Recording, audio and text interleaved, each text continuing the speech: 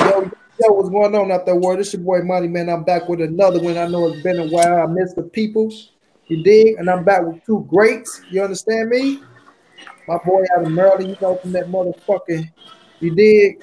That DC, one of the best to ever do it. You know, the boxing encyclopedia. My little bro, Junior Golden Boy. You Hey know, everybody, what's up? and y'all know we got the one and only, you know, Mr. 214, missing him Oh, on that hold bullshit. up, Missing these boys hold up. on his worst day. He's fucking you boys up on any day. You know, my bro Ray. Let me know what's up, Ray. Man, y'all know how I'm rocking, man. It's your boy, Mr. 214. Hold up. Mr. Undeniable. Mr. These boys can't touch me on my worst day. And we in this thing, man, and bless y'all with this beautiful boxing knowledge on this beautiful day. You did. But right now, though, Yes, indeed. we gonna give y'all this while the people get up there. We were just talking about who got the best skills in boxing between Lomachenko and Terrence Bud motherfucking Crawford, the pound for pound #1 fighter in the world. Now, what you gonna say, Golden Boy? It depends on what you're looking at, but if you want to just say, forget about what you want to look at, what factors, it all depends on the preference. Look at Alexis Arguello. Alexis Arguello was a beautiful boxer, but he wasn't doing the stepping behind and all that other stuff. And for some people, it's just like and one. Remember how people used to be like, man, look at and one, them guys doing them tricks. But if you put them on a pro court, it's like, when you're breaking down the fundamentals and everything. But the thing is, it all for some people who just like the tricks and the pizzazz of everything. It's kind of like Ray doing his flurries. That's like Lomachenko's flurry, the stepping behind. He has a beautiful step behind. He has beautiful footwork.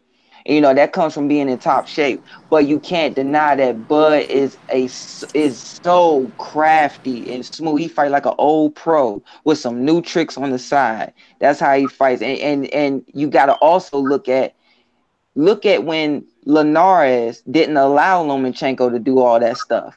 And Lomachenko had to fight like, he wasn't able to do all that stepping over stuff. He had to really break down to his fundamentals since a child and really fight and box. So if you want to go by that and say take away the stepping behind stuff because he got in there with somebody who wouldn't let him, then you could honestly say, look at when Bud tried to do. People didn't let him and he still overtook it and looked so solid like a true professional, and people will pick Bud. Ray, what's your reason, Ray? Man, listen, man, this ain't nothing against Terrence Crawford trying to discredit who he is as a fighter. At the end of the day, this is an undefeated guy. He done went up 3 weight divisions and 1 straps. In 1 weight division, he was the undisputed champion. Do you understand me? So this ain't no discredit to him. It's just when you look at Vasal Lomachenko, you look at his footwork, you look at his movement, you look at his defense, bro, of not getting hit.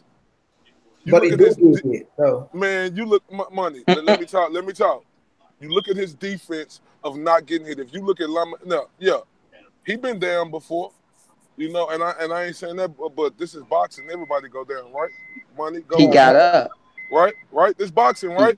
I'm not talking about him going. Yeah, No, I'm he talking. got But up. Everybody don't go down, but yeah, but when we talking about pure skill, we talking about technique, footwork, jab, hit, and not be hit, fam. And there's no comparison. Terrence Crawford is one of the best fighters in the world, absolutely. But when we talking about pure skill and who just a better fighter, fam. I mean, who got the better skills and put on a better display of artwork, who could transform, a match into 30 different styles. That's what Sal Lomachenko, fam. see, I look at Lomachenko, yes, hell of a fighter, man. Hell of a fighter. Top 5 pound for pound fighting, arguably can be #2. When you look at him, man, yes, man, you see the shit. Everybody get fascinated by his offense. Yeah, exactly. Just like Roy Jones, Roy came in. Roy had a beautiful fucking offense, man. Beautiful offense. But it's just not about the offense. Yes, he got a defense, bro, but it's still stout. He get hit too, bro. He get hit too. But when I look at Terrence Crawford, like Lomachenko going there, yes, his offense is amazing the way whooping their ass and doing the same thing. But when you look at Crawford do the exact same thing, bro. Crawford just he don't get hit like that, Ray. Like, yes, he get touched just like Lomachenko get touched. But what Crawford do is, bro, like he get in there, he figure your ass out, and he make you look like a fool, bro. But when Lomachenko start more earlier than Crawford. You know, Lomachenko just like to make you slip and miss and counter. You know what I'm saying? Make you look stupid. But Crawford getting there, he played with his opponents just as well, bro. When I look at Crawford, I see good footwork. And like if Crawford, I ain't gonna say if he don't want to get hit, he won't get hit because everybody gonna get hit in boxing. But if he don't want to take certain punches, bro, that he get hit with, he don't have to take them, bro. You know, he got to figure his way out to get in and get his opponents out of there too. But still, to me, bro, I look at Crawford as like being displayed. I feel like Crawford showed me the best skills in boxing, bro. You know what I mean? Just my opinion. I feel like he got the most skills in boxing. Especially when someone has tried to take away his strengths. Yeah, it's just how he adapt to his opponents, bro. Like once he adapt to their ass, it'd be like he got them figured out, bro, and he going there and get their ass out of there. And I credit Lomachenko, he do the same thing, bro. He go in there and play with your ass, adapt to his, but it's not like, yes, I like Lomachenko's style, bro. I'm a big fan of Lomachenko, but it's not like I don't ooh and ah and go crazy over the shit he do because I seen that shit before. You know what I'm saying? It's just Lomachenko go keep it real here, white boy doing it, and it be impressing people because people Money, don't hold up, cuz. The right complexion to get the connection. Excuse me, can I intervene, please? Money, did you just say you done seen that before out of Lomachenko? Who have you seen? Ray Ray Leonard, Mildred Taylor. Ray Leonard, Mildred Taylor. What? Oh my God, he did it to the dude in Syracuse. Go look at the tape when Ray Leonard fought. I forget his name. I think his name was Ray Green, something like that. But it was in Syracuse. Ray Leonard has orange trunks. He spun around him. No, bro. No, do not do it. Roy did it. James Toney did it. Mildred Taylor did it. No, bro. Don't know. Gary even did. Gary, but dudes was doing it in the amateurs. Now hold up, Mr. Money. Mr. Money. Dudes have done it in the amateurs, Mr. Ray. Don't even do it.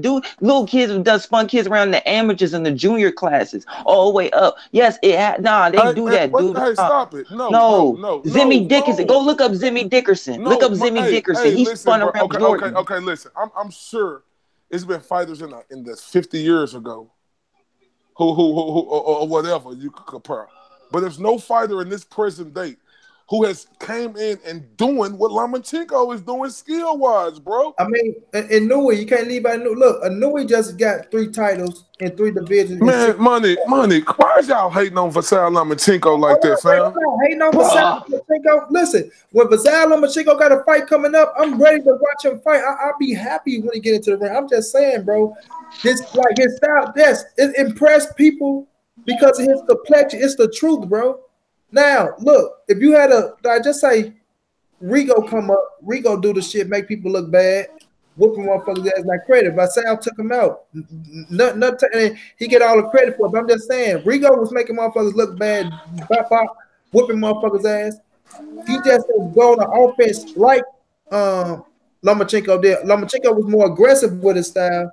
So you know what I'm saying? They blackball Rigo for the shit. And you can't deny Black who? What you who? Rigo came into the game making Rigo was switching on dudes too, spinning dudes. Man, stop it, bro. Rigo's style ain't none compared to Vasily Lomachenko. No, my thing is this, right? Making motherfuckers look bad, bro. But I'm not like he spun guys around. Go look at his fights on ESPN when he was first coming up. Yeah, Lomachenko get all the credit in the world. It's just that I'm not. Man, he should get a lot of credit in the world.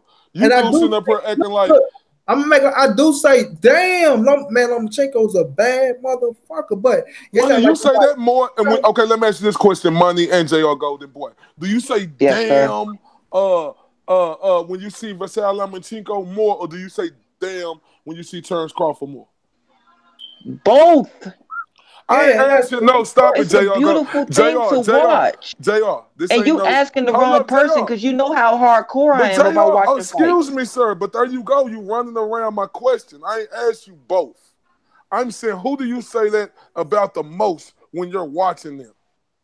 Honestly, the same as if I seen a junior kid do it. I say, damn, the same way. No, I'm saying right. Yeah, he's saying both. And I gotta say both. I say damn about any fighter who do something sweet. No. Hold on. Hold on, Mr. Money. If it's pretty, it's pretty. If it's smooth, it's smooth. Lomachenko, I ain't gonna say Lomachenko impressed me more than Terence Crawford impressed me. I can't say that, bro. If it's pretty, it's pretty. If it's smooth, it's smooth. You're gonna say, damn, whether it's a little kid doing it or it's a bigger dude, you're gonna say, whoo, that was pretty. That was textbook. God Almighty. Either way.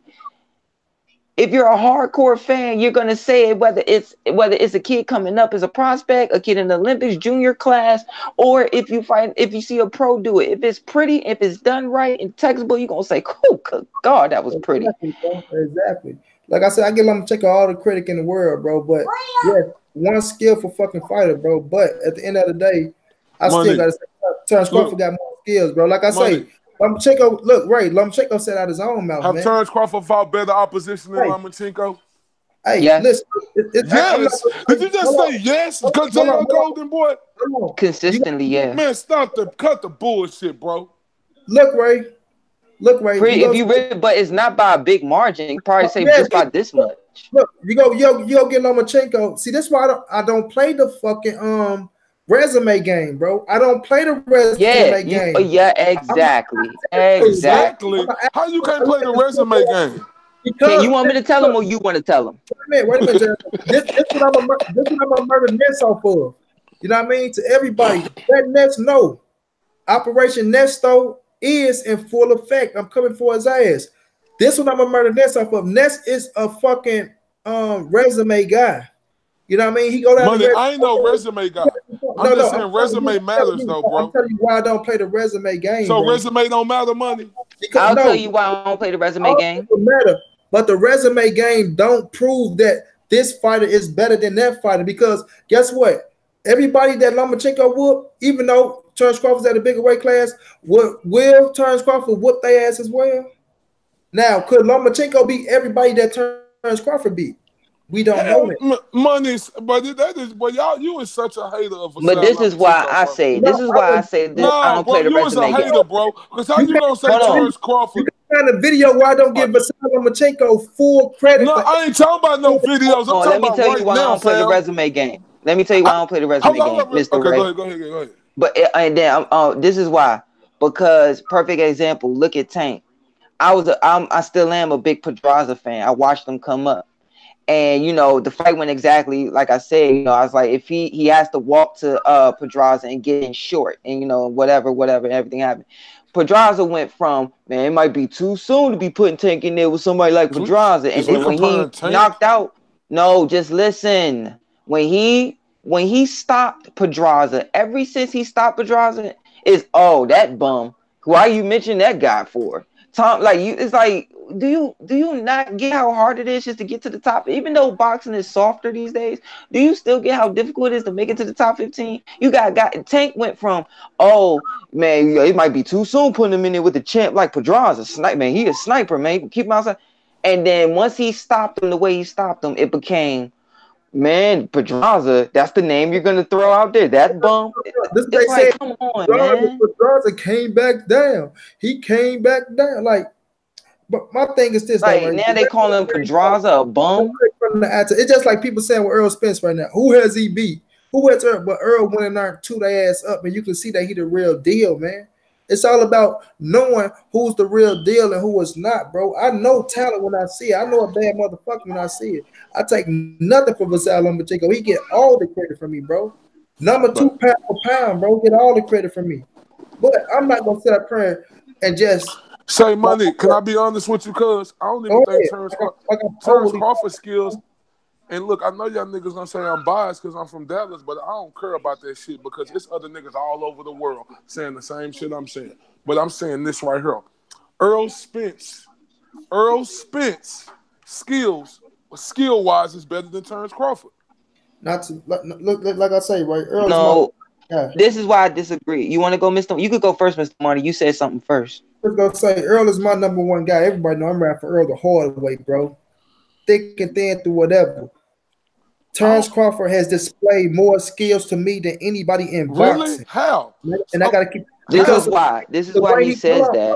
Hold on, Junior, you can go because he switched from orthodox to southpaw.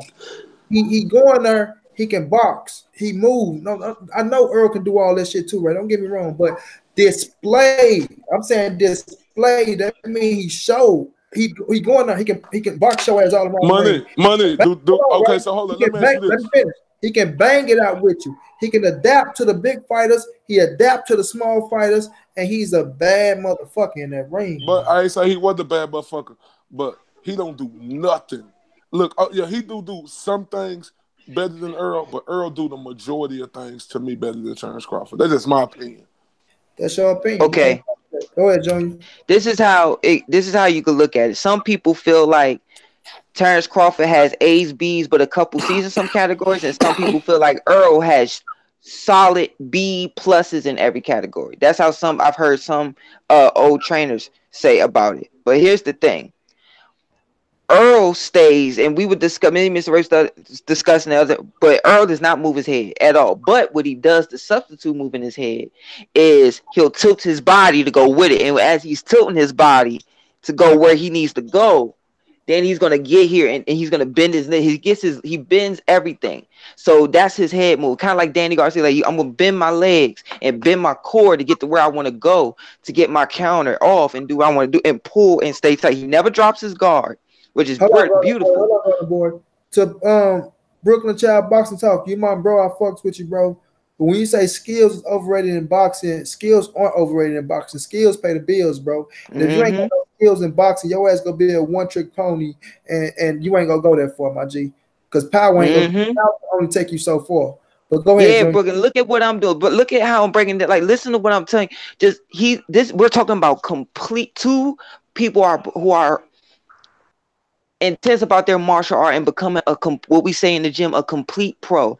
And like Earl stays tight, never drops his guard, and he never moves his head, but he stays off the line. He'll go here, he'll do his bounce, he'll do his C pattern, but he'll make sure he'll move and take his body with it, so that way he's off the line to substitute for his head movement and keeps his eyes. And then like he did Mr. Lamar, he'll slide head. Then when you getting off, he'll pull tight, dip or something like that. Use the ropes to dip it. That's a pro. But now it depends on preference, because he fight like an old pro, like them 80s pros, nice and solid and everything. But then let me ask you this real quick. I don't mean to interrupt you. I'm gonna let you finish. Yes, sir. But y'all talk about Terrence Crawford's skills, which he does have. He's one of the best boxers in the world, one of the top 3 pound for pound fighters in the world, either order. But what I'm saying is, as skillful as y'all say this guy is, he was getting hit by Benavidez a lot. Yeah, because of the range. He was changing his height. So we're gonna make excuses for that. But I'm just saying, this dude not only Benavidez, this dude get hits a lot by a lot of his opponents. See, look. You're gonna get hit. This is like walking in the rain. This is like walking in the rain. You just don't want to get drenched. JR Golden boy, I didn't say you weren't going to get hit. But you dudes up here talking about skills and talking about dudes who pound for pound fighter in the world, fam. This dude. I haven't even talked about Bud But look, this dude gets hit more than Earl Spence, fam. And people want to talk about Earl. He gets hits way more than Earl, right or wrong. Yeah, but you got to think why. It's because this is why he gets hit. Okay, when this is one of the things that Bud does. He's always trying to put a new wrinkle in this game, and to me, like, okay, Earl. Now you'll see Earl putting more wrinkles in this game, like what I said about Bundu, where no one stopped Bundu. But what he did was, if you watch how he stopped him, he's like, I gotta get this guy to pull his guard this way. There it is. Boom. It came right without like touch. It came over. Those two were hard. Make him pull that glove and went right behind. Pow. And then he was out. That's so innate. That is so difficult to think. You know, it takes repetition. That was so pretty, but it's so underrated. Now, the thing about Bud is he can do those things. And another thing that helps Earl is he can hit. He hits much harder. And guys that hit much harder, they ain't got to do as many tricks. They ain't got to do as many. But like with Bud, he could switch southpaw. He could sit there. He can make you change. He could nullify your jab. He's probably the best switch hitter I've seen since Hagler. And that's hard to say right there. You know, that's saying a whole lot. Ugh. But Bud has a way of, I'm gonna sit there. I'm gonna give you this look. I'm gonna slide here. Just like, but doing this, giving you this look is the equivalent to Earl giving this look, hopping this way, and Bud giving this look. So it's all about preference. You have to, when you delve into looking at guys' skills, there are certain guys that do certain things for certain reasons, and you might see another fighter doing something for a certain reason, and they're both fighters are doing it for the same reason, just a different way. Earl might, and I just said it, Earl might do, you might see Bud change height and give you this, and he'll go slide off the ropes and go this way, switch off for nullify the jab, and he'll give you this look. And the way Earl will do it is he's going to give you this look. He gonna switch his guard from here to the Olympic guard, and he'll go to Olympic guard, then he'll go to Mantis guard, but his hand's still in the same spot, and he's going to use his legs to slide here and here, just like you'll see Bud do this and move his body. So it's all about preferencing what you see and what you innate. I know, but what we seeing is in the last fight what we seen. I got to answer that.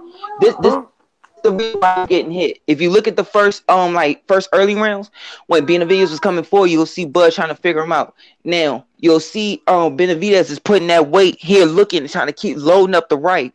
But the thing is, you'll see Earl trying to nullify that jab, just like he did with Ricky Burns. Ricky Burns has a really Crawford Golden Boy, not Earl. Oh, I'm sorry. Bud was getting in touch with grazed with the jab against Ricky Burns. Ricky Burns underrated jab. Man, and what he did to great fucking fighter, a lot of people sleep on. Thank you. So basically, man, that's the same. You talking about thank you, and you talking about okay, he was a good fighter, but that's the same. No, he doesn't get his due. He doesn't get his due in his country. He should. No, he was a good fighter, but that's the same dude who they gifted that decision against Ray Bell. Yeah, so stop it. True. And his jaw was broke. It's really bad. He did a gift. Now I did have Bell trying winning myself, but like it happened to everybody. So. No, but what I'm saying is, like, he was a good fighter, bro. But he was a fighter, in my opinion, that never made it over the league. Did he win that title? Ricky Burns was an elite fighter at once. You know what I'm saying? All right. Now, basically, what Benavidez was doing, if you watch Benavidez, he walked here, and then he gave himself another inch on the jab by going this way.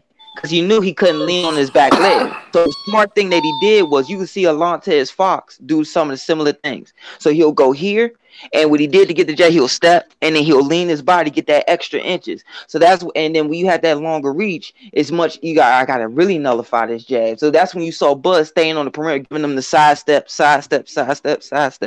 And then once he finally took his jab away, you started to see, all right, let me stab him to the body, let me bend him over, and take some of that power off and take some of his timing off. So that's what you got to look for. Right. Now we get started with the show. My bro Gino said Keith Thurman beats both, talking about Earl and Crawford. If he helped, Keith Thurman ain't beat Earl or Crawford. Hey, and you know what's crazy? One body shot, let me go. Hey, look, you know I'm riding with my dude Earl. I think Earl beat all these dudes. But hey, he make a valid point right there, dog. People, I don't give a damn what y'all say. I got a lot of this. Let me finish, money. I see you making that face like you did. I seen it. I seen it, money. I know that's I seen it. But look, we have a lot of disdain for Keith Thurman, which we should. But when we're talking about skills and we're talking about a bad motherfucker in that ring, we cannot discredit that Keith Thurman, if he healthy 100%, he has a chance. He's a great boxer puncher. All these guys. Yeah, he's a great boxer puncher. Yeah, but look, I take nothing from Keith Thurman, bro. Like I say, if he would have came back and fought this year, bro, and I said this, and I mean this, bro. If Keith Thurman would have came back and fought this year and beat a valid opponent, bro, it's hard not to give him his #1 spot back at welterweight, but he didn't do that. You know what I'm saying? He didn't do that. But I respect Keith Thurman, bro. Yes, I say this. Look, I say this all the time, bro. I say Sean Porter, Danny Garcia, Keith Thurman, and Terrence Crawford, when healthy, they're going to fight Earl Spence, and it's going to be a good fucking fight until Earl start taking over. They all are going to get. That's why I say it ain't just like Earl going her, and that's why I'm trying to tell my bro Jay. I'm not saying Earl's going to go on her and just knock these motherfuckers out in the first 4, 5, 6, 7, 8 rounds. No, it's going to be competitive, bro. Until Earl heat up, and we see that pace and that size. Yeah, but money. This is my thing with people about Keith Thurman. Y'all mad at this man for the wrong goddamn reason. And I'm talking. This is saying we say that here. I'm talking to Texas. I mean, I'm talking to everybody. So I'm telling you, I'm talking to Texas. You understand me? Everybody mad at Keith Thurman for the wrong reason. The reason why you should be mad, and hold up, money, let me finish, money. The reason why you should be mad at Keith Thurman is because it's been 20 plus months since we seen this man fight. And what should happen is the WBC has been relinquished, that WBA should be relinquished. We should not be mad at this man because he is injured. You hear a lot of people trying to come on this boxing talk like they scientists, like they went to school to be scientists and they know all the structures of the muscle when somebody is going to be right. Did you see? Let me give y'all a prime example. Kawhi Leonard last year. What was them doctors telling him in San Antonio? He was ready, but he was telling them he wasn't ready. Keith Thurman is a fighter who make millions, hold up, Money and J.R. Golden, boy, millions of dollars when he fight in that ring. And you got to understand, it's not worth the risk to please to us if this man isn't absolutely right so he can mess up his millions of dollars that he gonna make when he get back in that square circle. How would he mess up his millions? All I'm gonna say is this, bro. Hold up, you said how would he mess up his millions? That's I'm happy. So, Money, how will he mess up his millions if he come back and he's not ready? Let me say this, right? Because he said he's not ready, right? So now, this motherfucker got the nerves to come back and finna jump into the ring with Sean. Like, if he fights Sean Porter without getting one tune-up, I think somehow he need 2 tune-ups to fight Earl Spence. We know that he been healthy and he just didn't want to see Earl, bro. All I'm gonna say is if he fights Sean Porter in January without a tune-up, and so what you're saying, Sean Porter is a weak. But I'm gonna tell you like this. It make more sense. Money. It make more sense. So you gonna get into the ring with Sean Porter, motherfucker that gave you a tough ass fight, and you barely squeaked it out. You barely squeaked it out, and you coming off almost a 2-year layoff, and you don't get now one tune up to get ready for this rough and tough big head motherfucker that's coming to that thing. Money. You know I'm riding with my guy Earl. I want Earl to get all these dudes. You know what I'm saying? But look, it make more sense for Keith Thurman to fight Sean Porter. You know why? Can I tell you why first before you jump down my throat? Because that was his WBC championship belt. Do you understand me? So you telling me the man don't got the right to come back and fight for his belt? Then fight Earl? I'm not saying I'm asking you a question. I ain't saying you said let me ask you this, bro. Yes, you got the right to come back and fight for your WBC though. But I'm gonna ask you this. So you go come back and fight probably the most what's the word I'm looking for, JR, when you in shape? The most effective. What would be saying about Sean, like that motherfucker got cardio. The motherfucker that can go 12 rounds with you that gave you that you barely squeaked in the tip top I don't think it was no barely squeak. Man, that Sean Porter fight was close, bro. He didn't. I had Keith Thurman about 3-4 rounds. That's just me. That's me. What tougher? I don't know, man. I don't know, bro. Like I say, JR, you all right? The scorecard. I'm just gonna say, bro, if he come back and fight Sean Porter, then we know what it was, bro. But Money, we already know what it was, Money. Man, if he come back and jump into the ring, Money, but look, everybody always talking about business, right? So you telling me if Keith Thurman come back, fight Sean Porter, get that WBC, he got that WBA, him and Earl Spence, that ain't no pay-per-view fight? I mean, will it be on pay-per-view? We don't know. Money. It depends. Keith Thurman is more popular than Terrence Crawford and probably Earl Spence. I mean, he got his resume and what he did. Like money. Sell more tickets. He trying to say he'll sell more tickets. I ain't saying he gonna sell more tickets because Earl Spence done made himself a marquee guy. But what I'm saying, that's Keith one-time Thurman, bro, and we can't forget about the force he was when he was making his name established in his game, bro. Before this injury, fam. Listen, I don't deny none of that, bro. Yes, he came to this game making his name known, calling out Mayweather, calling out Pacquiao, Paulo Maldonado, doing all that shit, and he got himself to the point to where he got the fight. Look, knocking out fucking Soto Carras, being the first to stop Diego Chavez with a body shot. Like, you know what I'm saying? Like, yes, I am a fan of Keith Thurman. Let's get that understood, bro. And that's why we all became fans of Keith Thurman, because he wanted to fight everybody. He came out, I ain't afraid to let it go. If you can beat me, son. We want to fight everybody until it came to Earl Spence. Then you fight Porter, you fight Garcia. Then you need you have surgery. Bam, you say you injured, you come back, you say you hurt your hand, now you out. Like, let me say this. Gino say it was a clear victory. Hyphy, if Thurman went as accomplished as he is, guaranteed it wouldn't take no 20 plus months to come back. Thurman playing around, having fun, dude ain't serious about boxing. Who said that, Money? Who said that? That was Hyphy. Hyphy, you get the ILTBA, sit your ass down the ward. Do you know how it feels? That man's still serious about this sport. Hold up, He's still serious. Hyphy, do you know how it feels to make hundreds of thousands and millions of dollars, dude?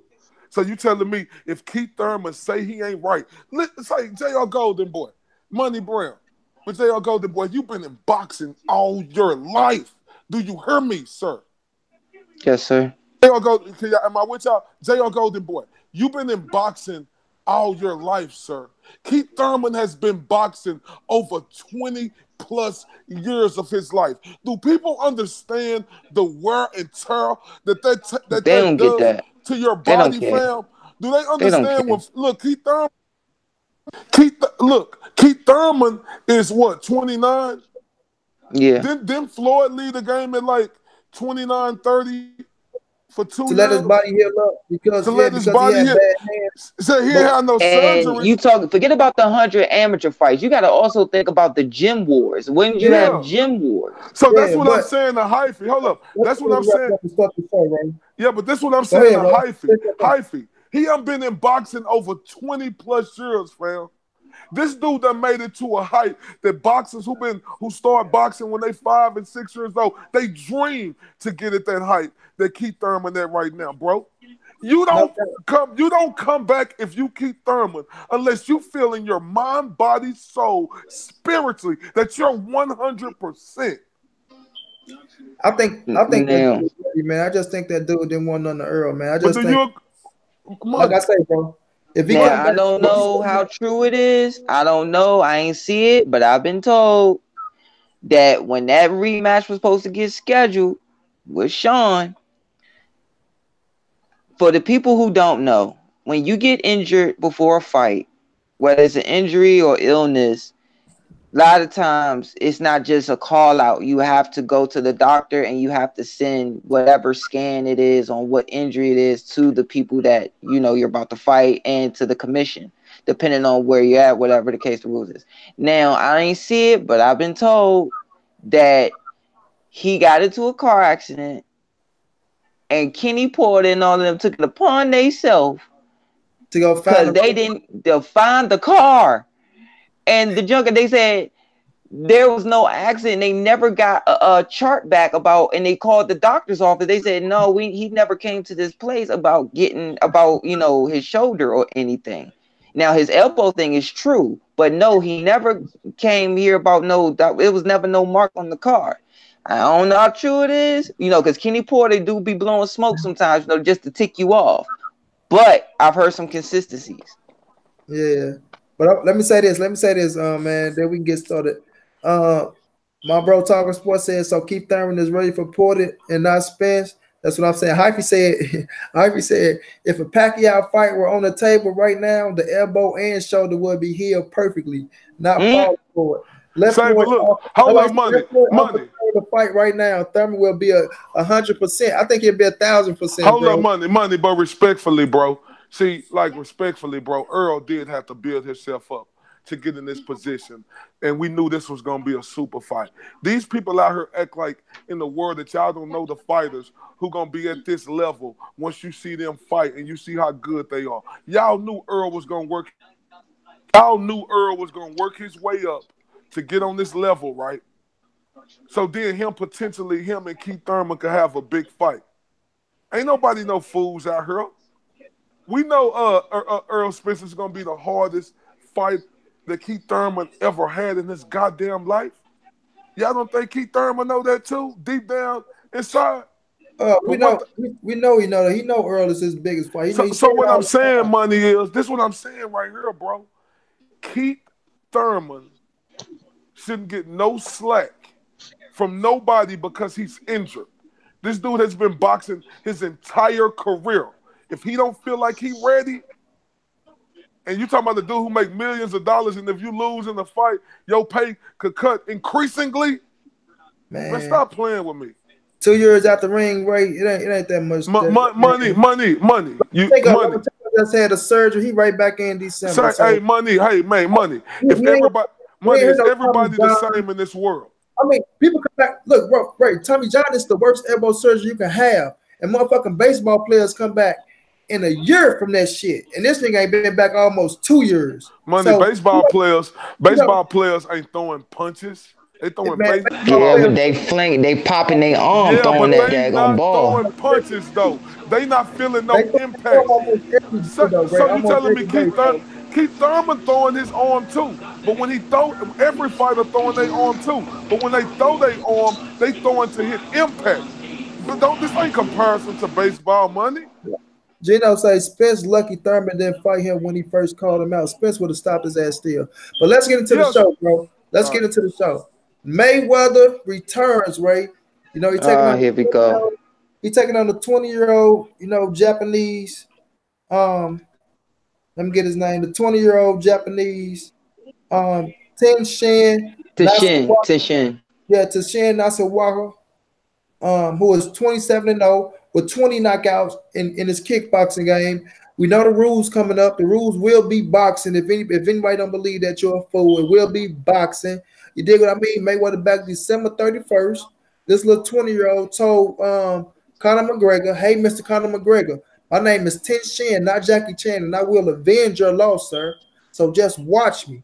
So this little 20-year-old got all the confidence in the world over there in this country. You know what I'm saying? Get your thoughts, Junior Golden Boy. Oh, you want me to go first? Oh, I was going to go last. You want me to go first? Yes, please. Go ahead, bro. Because I'm going in. That's why JR, my boy. Say. Yeah, but you don't go last, JR. Boy, I go last, Golden Boy.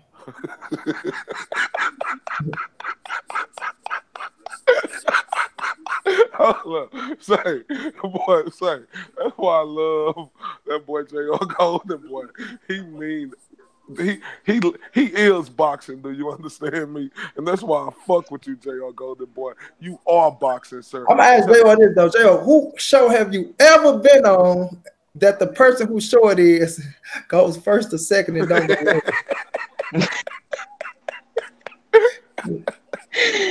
But go ahead, right? Yeah, but this is my thoughts on her. I did a video about this the other day. I want everybody, if y'all on Facebook, go follow me. I'm the #1 guy on Facebook. Karray, Karray, Bradshaw, Bradsaw. Make sure y'all go follow me on Facebook. I want to know, is Floyd Mayweather broke? And I seen that little slick comment JR Golden Boy said on my post, but I don't think he was on my live. He said it after my live was over. But is Floyd Mayweather broke? That's my question. I want to know if this guy is broke or not. Because understand, people talking about lavish living. Shit, Mike Tyson lived a way more lavish life than Floyd Mayweather. If we're talking about the money that Mike Tyson made back in the day, it's 4 times equivalent to what Floyd done made in this decade when he was boxing. The type of lifestyle Floyd Mayweather lived is luxurious.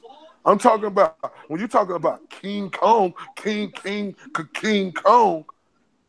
that's Floyd Mayweather. He lived like King Kong. Well, he said he got 4 or 5 private jets.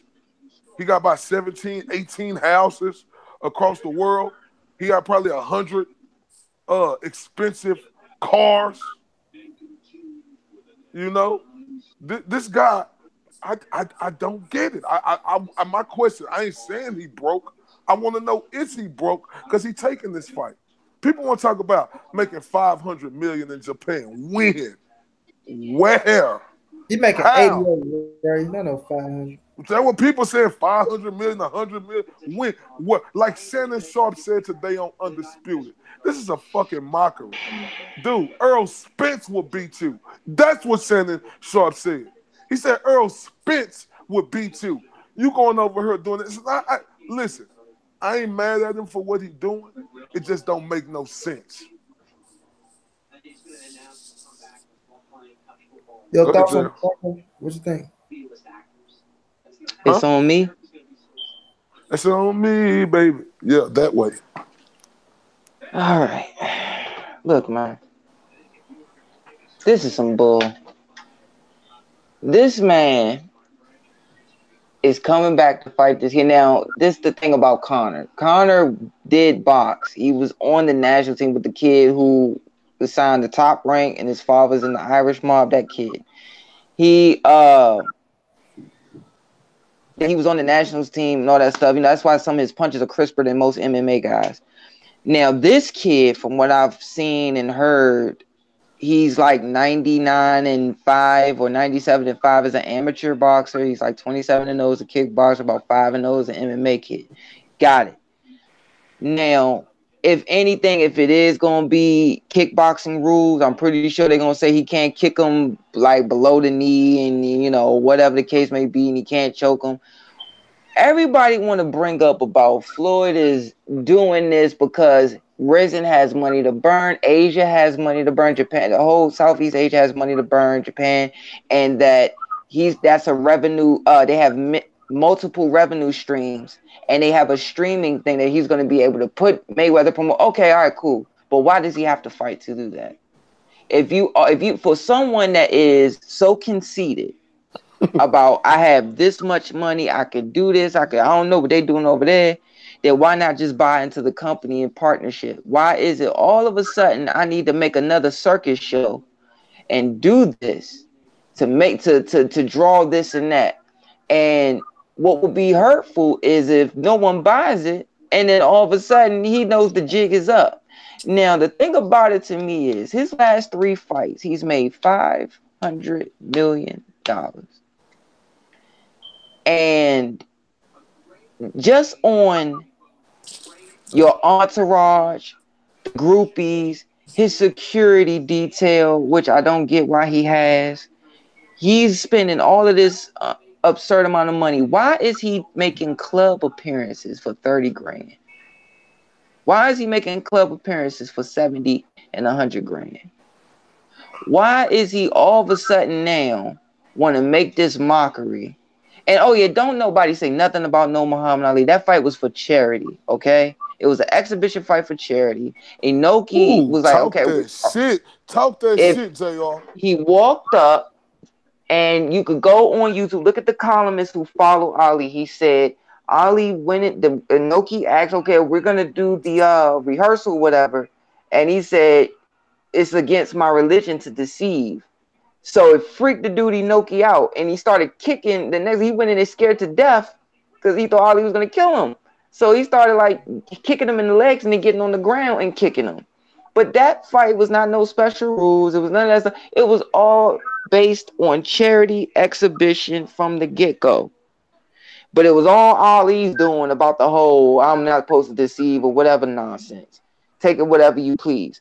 Now, he's doing this real. And I know people want to talk about Ray Mercer, want to talk about Tim Witherspoon, want to talk about Mander and Heather. Let's break that down.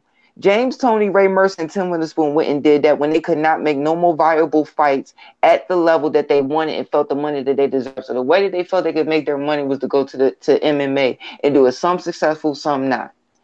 Manda and Heather doing it because we all know why they're doing it, because just like how these girls in the WNBA don't make as much money as they should, so in the offseason they go play overseas and make millions and then come back and play in the WNBA just to pave the way for other little girls. They know why Amanda Serrano and Heather Hardy did what they did. Floyd is doing this because, in my opinion, he's probably spending so stupidly. Of course, when you're a businessman, you're gonna have some losses. It's all about smart losses or whatever. You're gonna have that. It happens, but you can't buy a $10 million watch that you ain't gonna wear. 17. And all. Oh shit! Wait, you lying? Please don't do that to me right now. 17. The diamond thing? Nah, bro. Like, stop playing. Oh, my heart. Like, okay, so 17 million, and then I'm gonna go buy this big old house in California. I'm gonna have these places in different spots of the Americas and continents, and all of a sudden, this is the same guy who, for some reason, was not checking his taxes the right way and had to come back and fight Marquez, and they were waiting for him in the back. And then I heard through the grapevine the Manny Pacquiao fight, they were waiting for him in the back, and he gave them their cut right there and said, "Leave me alone."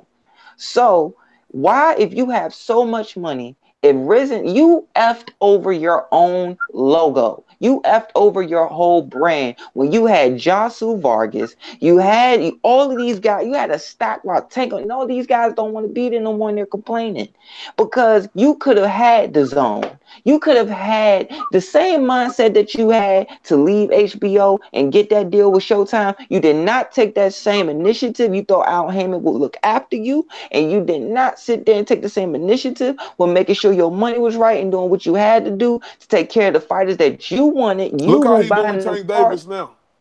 He bought Tank cars, and he bought Yasu cars and furs and all that stuff. But then when he realized, oh, I really got to pay for these shows. I got to pay for the announcer, the ring card girls. I got to pay for the ring cards. I got to pay for the DJ. I got to pay for the venue. I got to pay for if we go over our time in the venue. Yes, people, when you order a fight and you set it up, if you go over your allotted time, they charge you some places charge you per minute on the later you go. Do you got some that's numbers on some? Do you got some numbers like?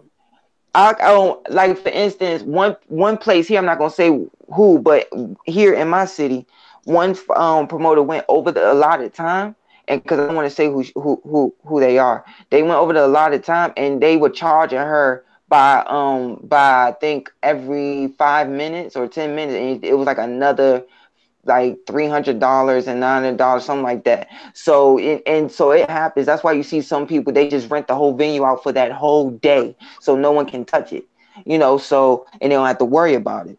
And when you sitting there, you have all of these fighters, these prospects, and you effed over all of that.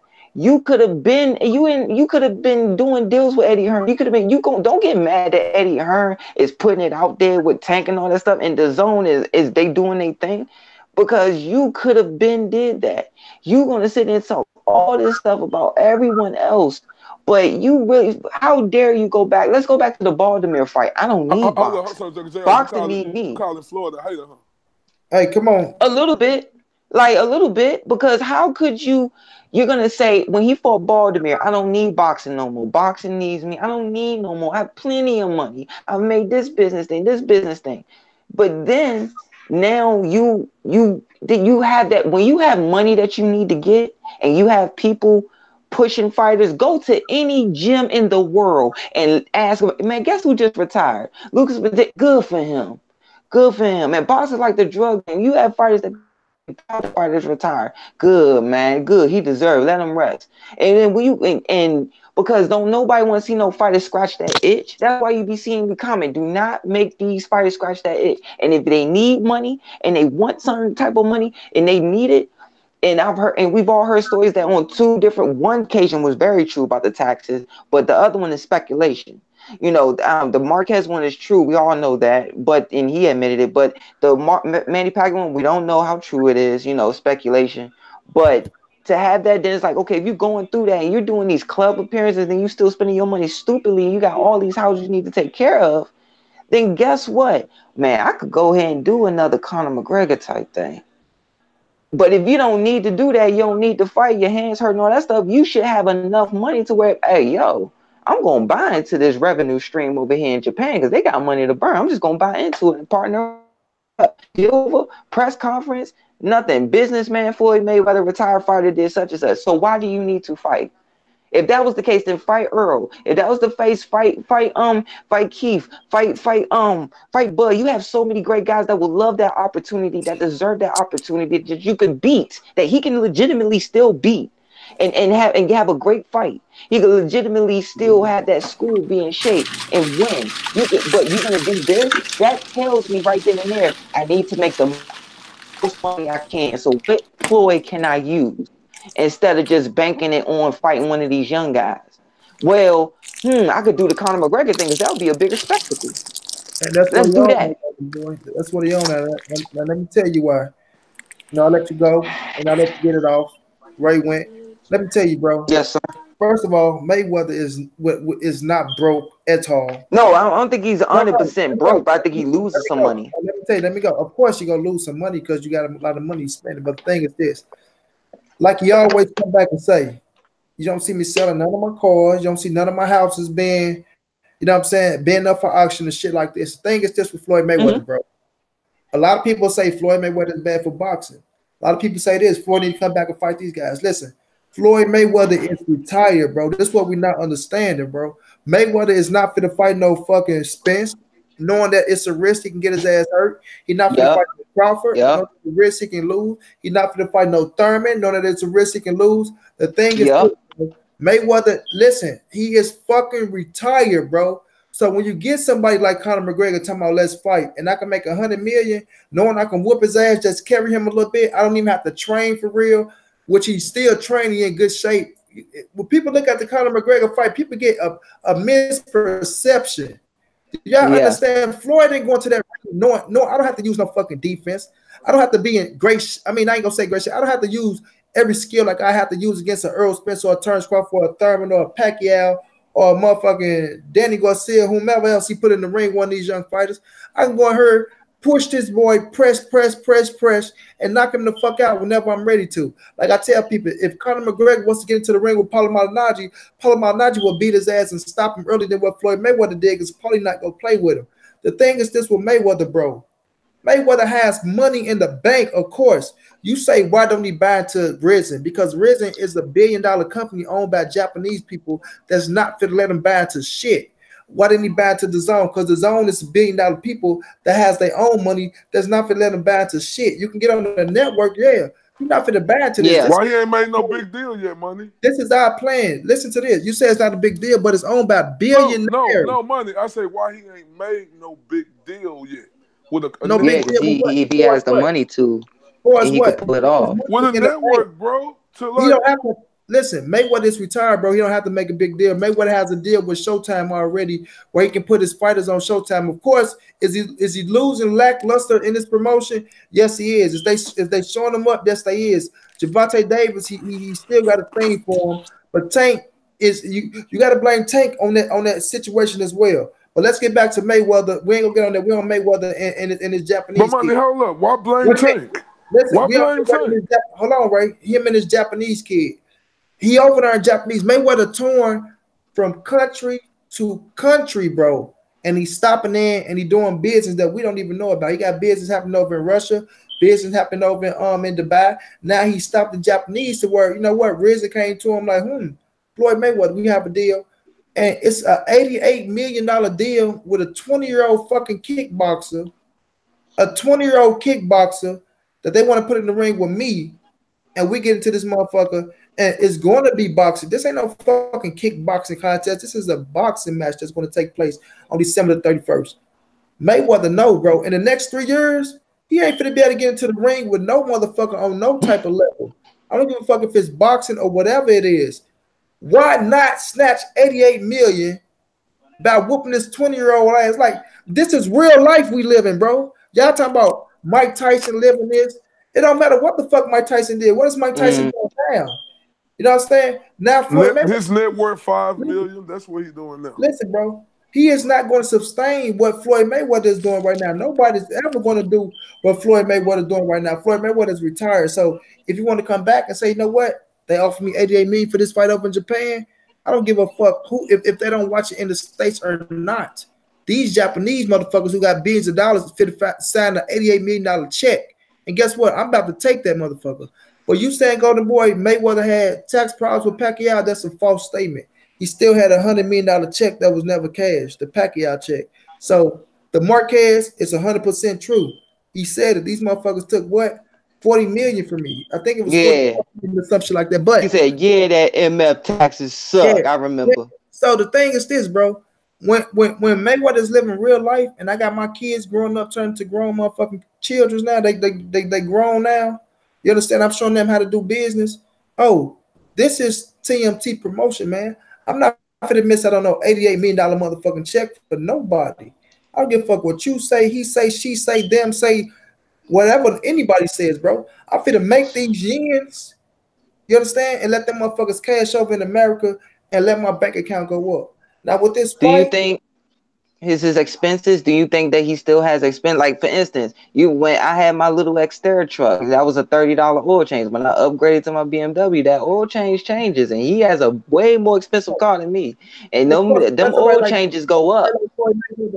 of course he's spending the more money come in, the more you're going to spend. But like I want to say, he's on a budget at the same time, and he making smart investments, bro. To where he gain what do you say, $1 million a month, Money, like a budget? He a just month. bought a So, $17 million watch. That's a I, budget to you? I mean, Hmm. no, I say his money is coming in on the budget, but that don't mean he can't go take out 17 million and stand up. Now see Money, but this is my thing right here. Let me speak real quick. I don't care about who he fighting. once you go I'm get a asking, is $17 he broke? It's million watch, why he you fighting. don't Is pay he Why? broke? you pay 17. Why? $88 million reason is No, I'm why. saying, That's is he why. broke? But Money, if that's I'm my a thing. businessman and I've made all of these good No, investments, no, there's he's no not need broke. for me to do it no more if my body is done. Listen, bro, this is what I'm saying. This what he make that decision to put his body through that. You understand? Like he never said his body was done. He said his body was breaking down, bro. It's breaking down. So let me Yes, ask you very true. Money, you gonna buy this fight, Money? let me ask you something, You gonna buy Golden the Boy. fight? Yes, You know sir. what I do, right? I'm gonna have the fight on. I'm gonna be streaming the fight. Let me ask you this, Golden Boy. Is he gonna put his body through more strain and stress fighting this 20-year-old Japanese boy that's a kickboxer that gotta stand up and fight me, or will he put his body more through more strain and stress fighting Earl Spence, Terrence Crawford, Manny Pacquiao, Danny Garcia, or whoever? You understand? We all know. Yeah. We all know Mayweather's gonna whoop this boy ass. We all know this. Even at Mon- 40 plus, he's gonna whoop this Japanese ass. You understand? We know this because he's gonna press him out. That Japanese ain't no fucking he's a fighter, but he ain't no damn boxer. He don't know the tricks and trades. You know what I'm But saying? this, He but don't know look, this man, shit. this crazy right here. Who the most least hit fighter ever in boxing? Floyd Mayweather. Um. So stop fucking talking Uh, about wear and tear to me on the body, fam. Wear and tear on the body weight for as the fucking dude, he gym. been Money. doing it since he was four. Since he Wait a was minute. 4 years old. Wait a minute, Golden Boy. So you're going to give Keith Thurman the pass of wear and tear on his body? Yeah. No, I ain't giving Keith Thurman Mayweather no pass. the I'm pass saying of wear and Mayweather tear on ain't his body. injured. We've seen his hands get Mayweather, no, broken what I'm all this saying, shit. Money, Mayweather ain't injured. It's different. No, He he still ain't has wear and tear. Just as Thurman has wear and tear, Floyd has wear and So tear. who you more think work. got more wear and tear, Floyd or Thurman? Floyd. Floyd, Floyd by You a think fucking so, long Money? shot. What do I think so? Floyd by a long shot. It ain't even a fucking I comparison. don't know. The reason I why I could tell say you that, some no, personal hold up. The stories. reason Yeah, why I say yes, he's that, not. I could tell some personal no, but the stories. reason Yes. why I say that is because I ain't see Floyd take no punishment. Man, Floyd took punishment back in the day. Dude, Floyd has had broken ribs. Floyd's had bruised ribs, Yeah, busted you noses, broken hands. you're for looking at fucking Money Mayweather. You forgetting about Pretty Boy Floyd, bro. No, Come I'm on now, not. man. Because Pretty Boy Floyd dominated motherfuckers. Hold Yeah, on, but hold on, hold on. Let me speak on it. I could tell you, a Mr. lot of Money. fucking Hold punches up. and powers too. Go ahead, Junior. He's one of the coaches that you could look on my page and see was on the Nationals team with Floyd for years. And of course, Uncle Nesto fought Floyd as well. Floyd was tearing his hands apart as a teenager already. Now, number two, he had gym wars, just like how my dad had me in there with guys at 175 and I'm 135.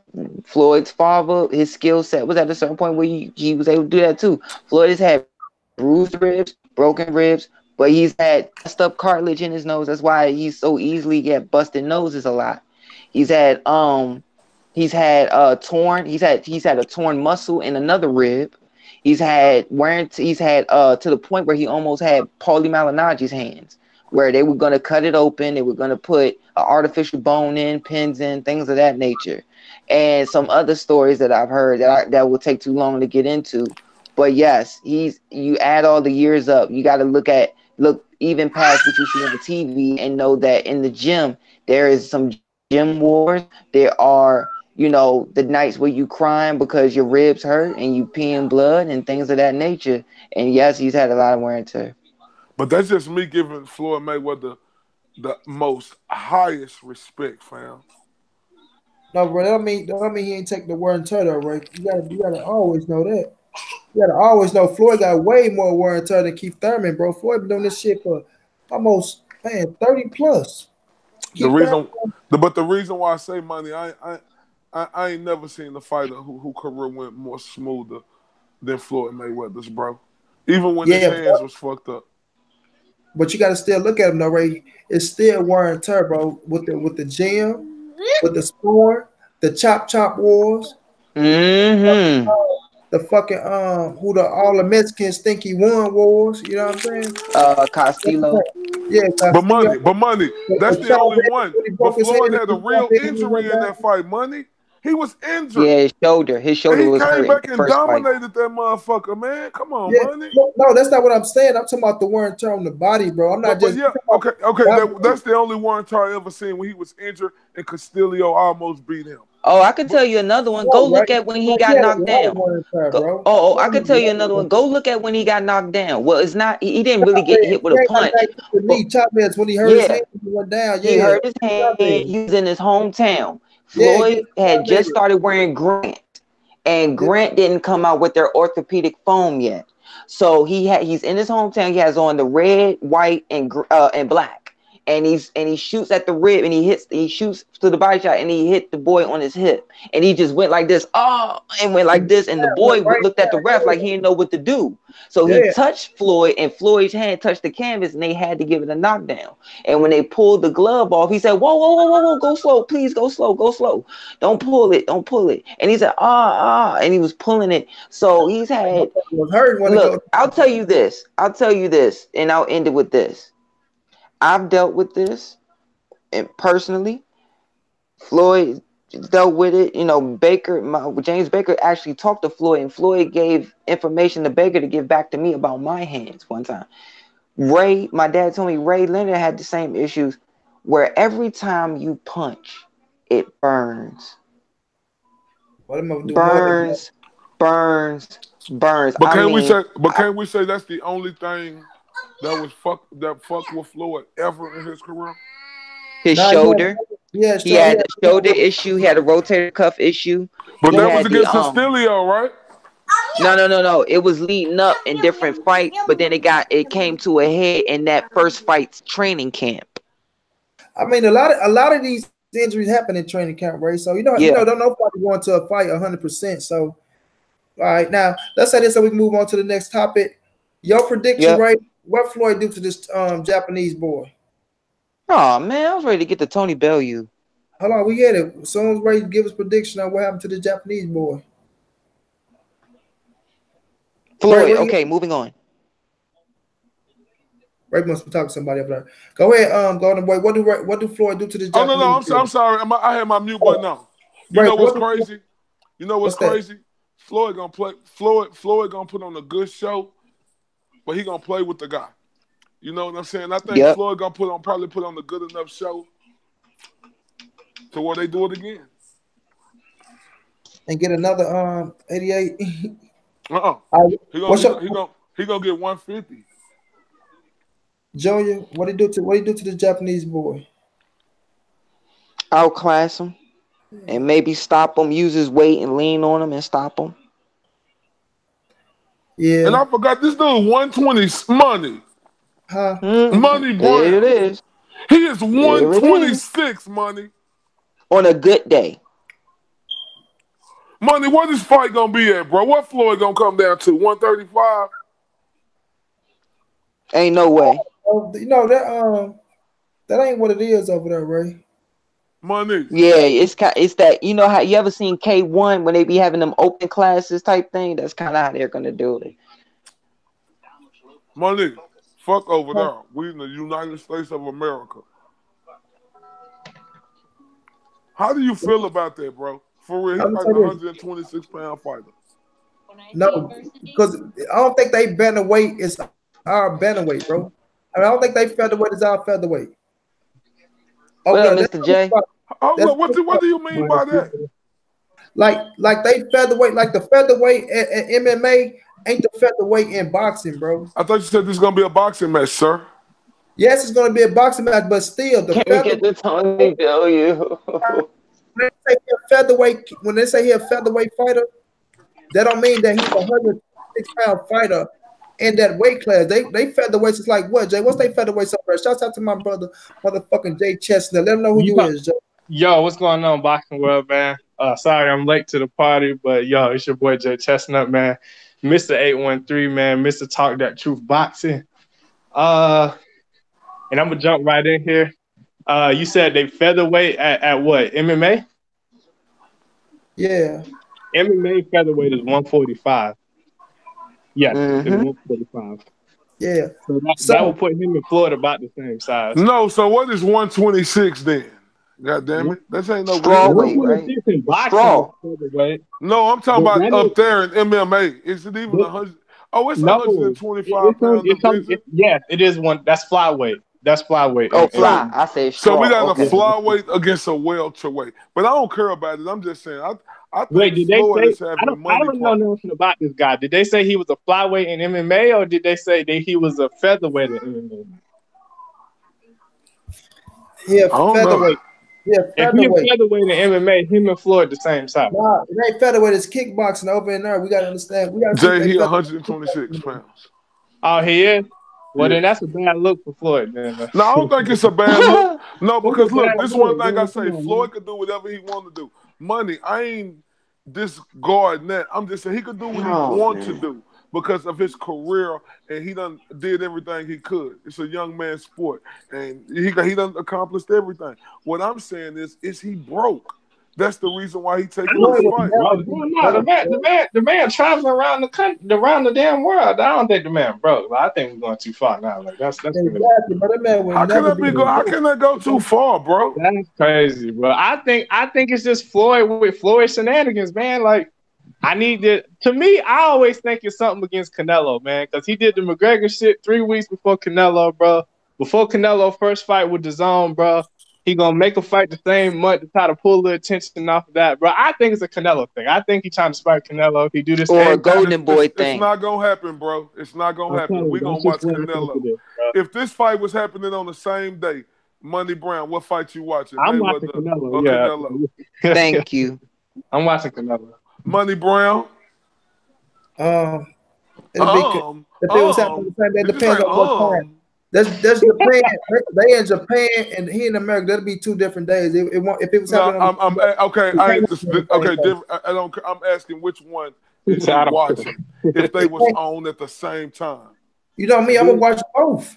Money, stop that, bro. Why can't you just answer the question, bro? Ray, please move on. I'm sick of talking about Floyd. I got the luxury to watch bro. Why can't you just answer the question, fam? I have the luxury to watch. See, that's what I'm saying. See, everybody, y'all see how money is just going around this question, fam. Ray, hold on.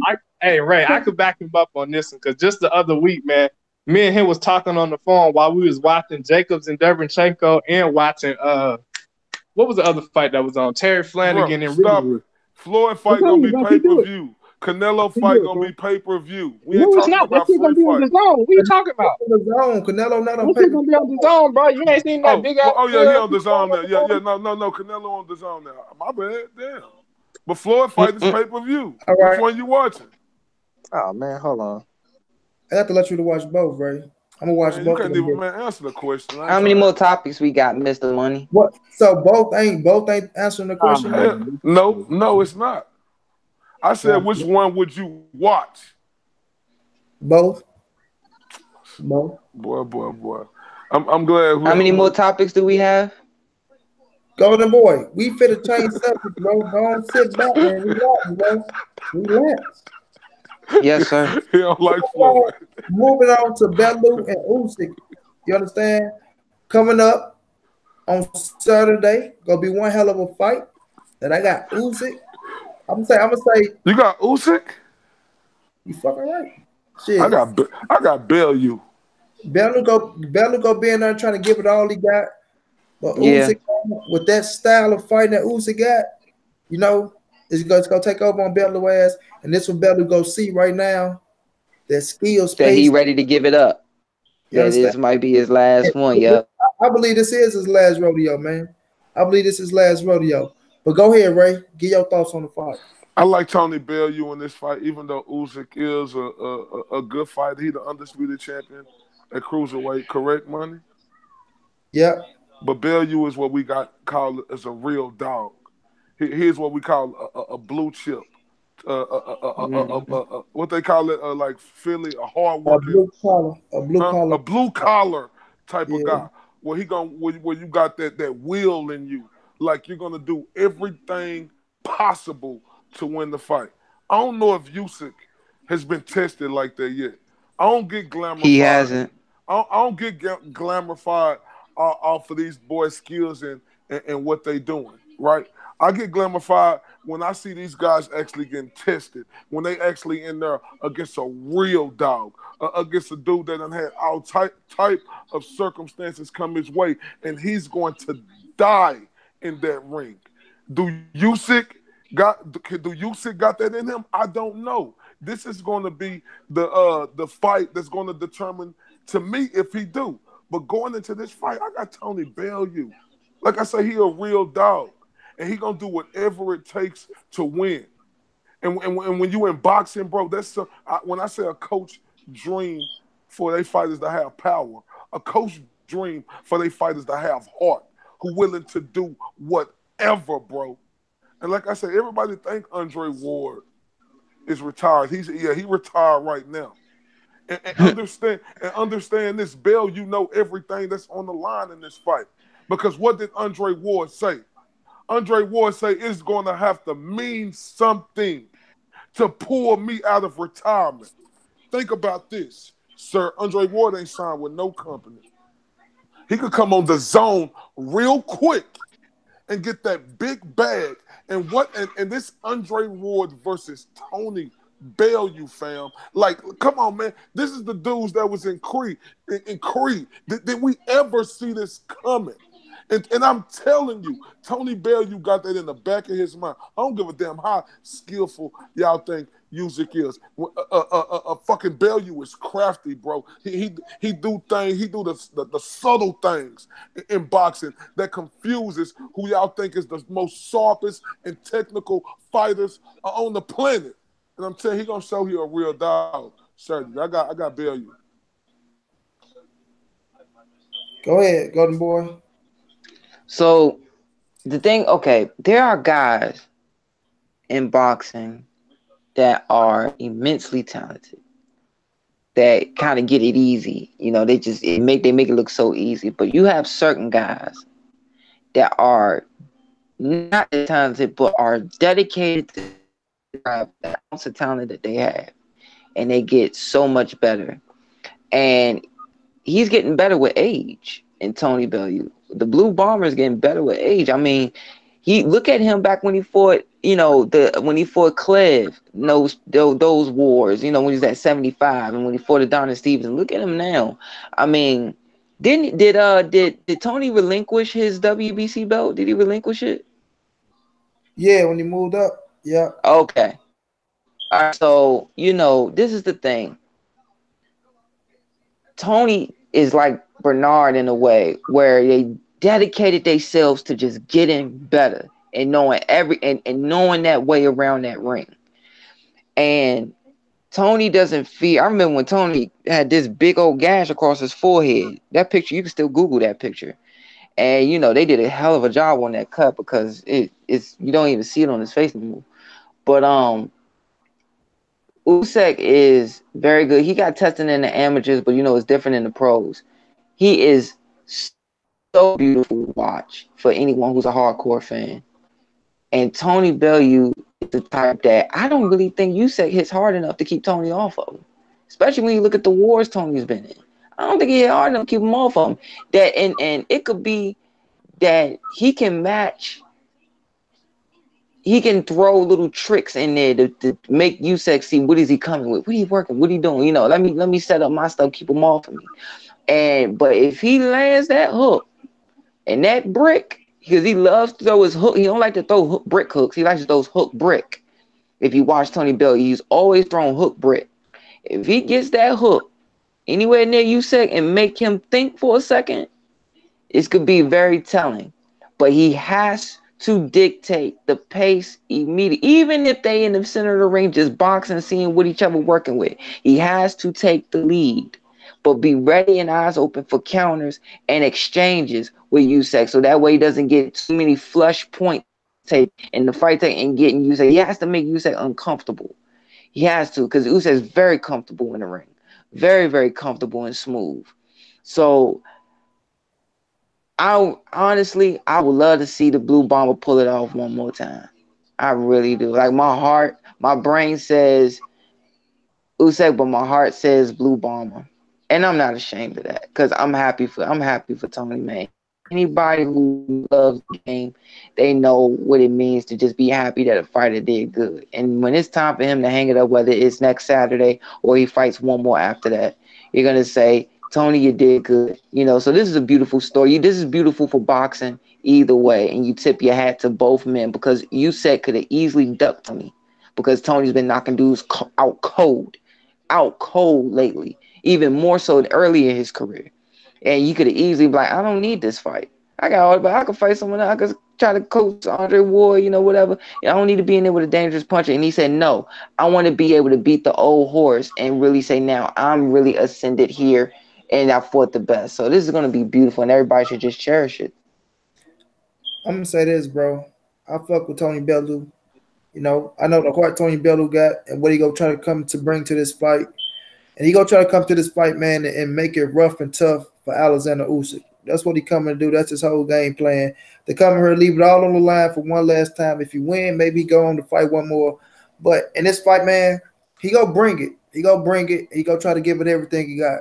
But the skills of Usyk is gonna be too much for his ass. Ain't no fairy tale endings for Tony Bellew in this fight. You know what I'm saying? He gonna come to this fight, and like I say, he went into that fight with David Haye. The first one, Haye to that ACL. Tony stopped him. Motherfuckers like, oh, if the ACL. He came into the second one. He did what he did. Crushed him. And that's going to be the defining moment of Tony Bellew career is beating David Haye, moving up to heavyweight. But when he fight Alexander Usyk coming back down against what? The Cleverly fight. The fights with the wars with Cleverly. The war with Chilemba, the war with the knockout against David Haye's friend, those fights too. The highlight of Tony Bellew career, bro, is going to be him Chilemba. David Haye. No, when he won the world title against Chilemba, because he lost the one in 75. So when he moved up, it was like, wow. Golden Boy. The highlight of Tony Bellew career, bro, is beating David Haye, bro. That's what we got over in his hometown, over his country. David say, but money, I could agree. I agree with both. So can I say both on this? Yeah. I get where you're coming from. Yeah, no, can I say, y'all been saying money? Yeah, you can say both on all of my questions all night. So let me say both tonight because you know what's crazy? I can see what you saying, money and David Haye, and I can see what you're saying in Chilemba because David Haye fight was personal as fuck. Do you understand me? So I understand why you saying that, but I say Chilemba because, like you said, it's his first world title. So I put both of them up there as the same. Chilemba might be the greatest night of Tony Bellew life. Yeah.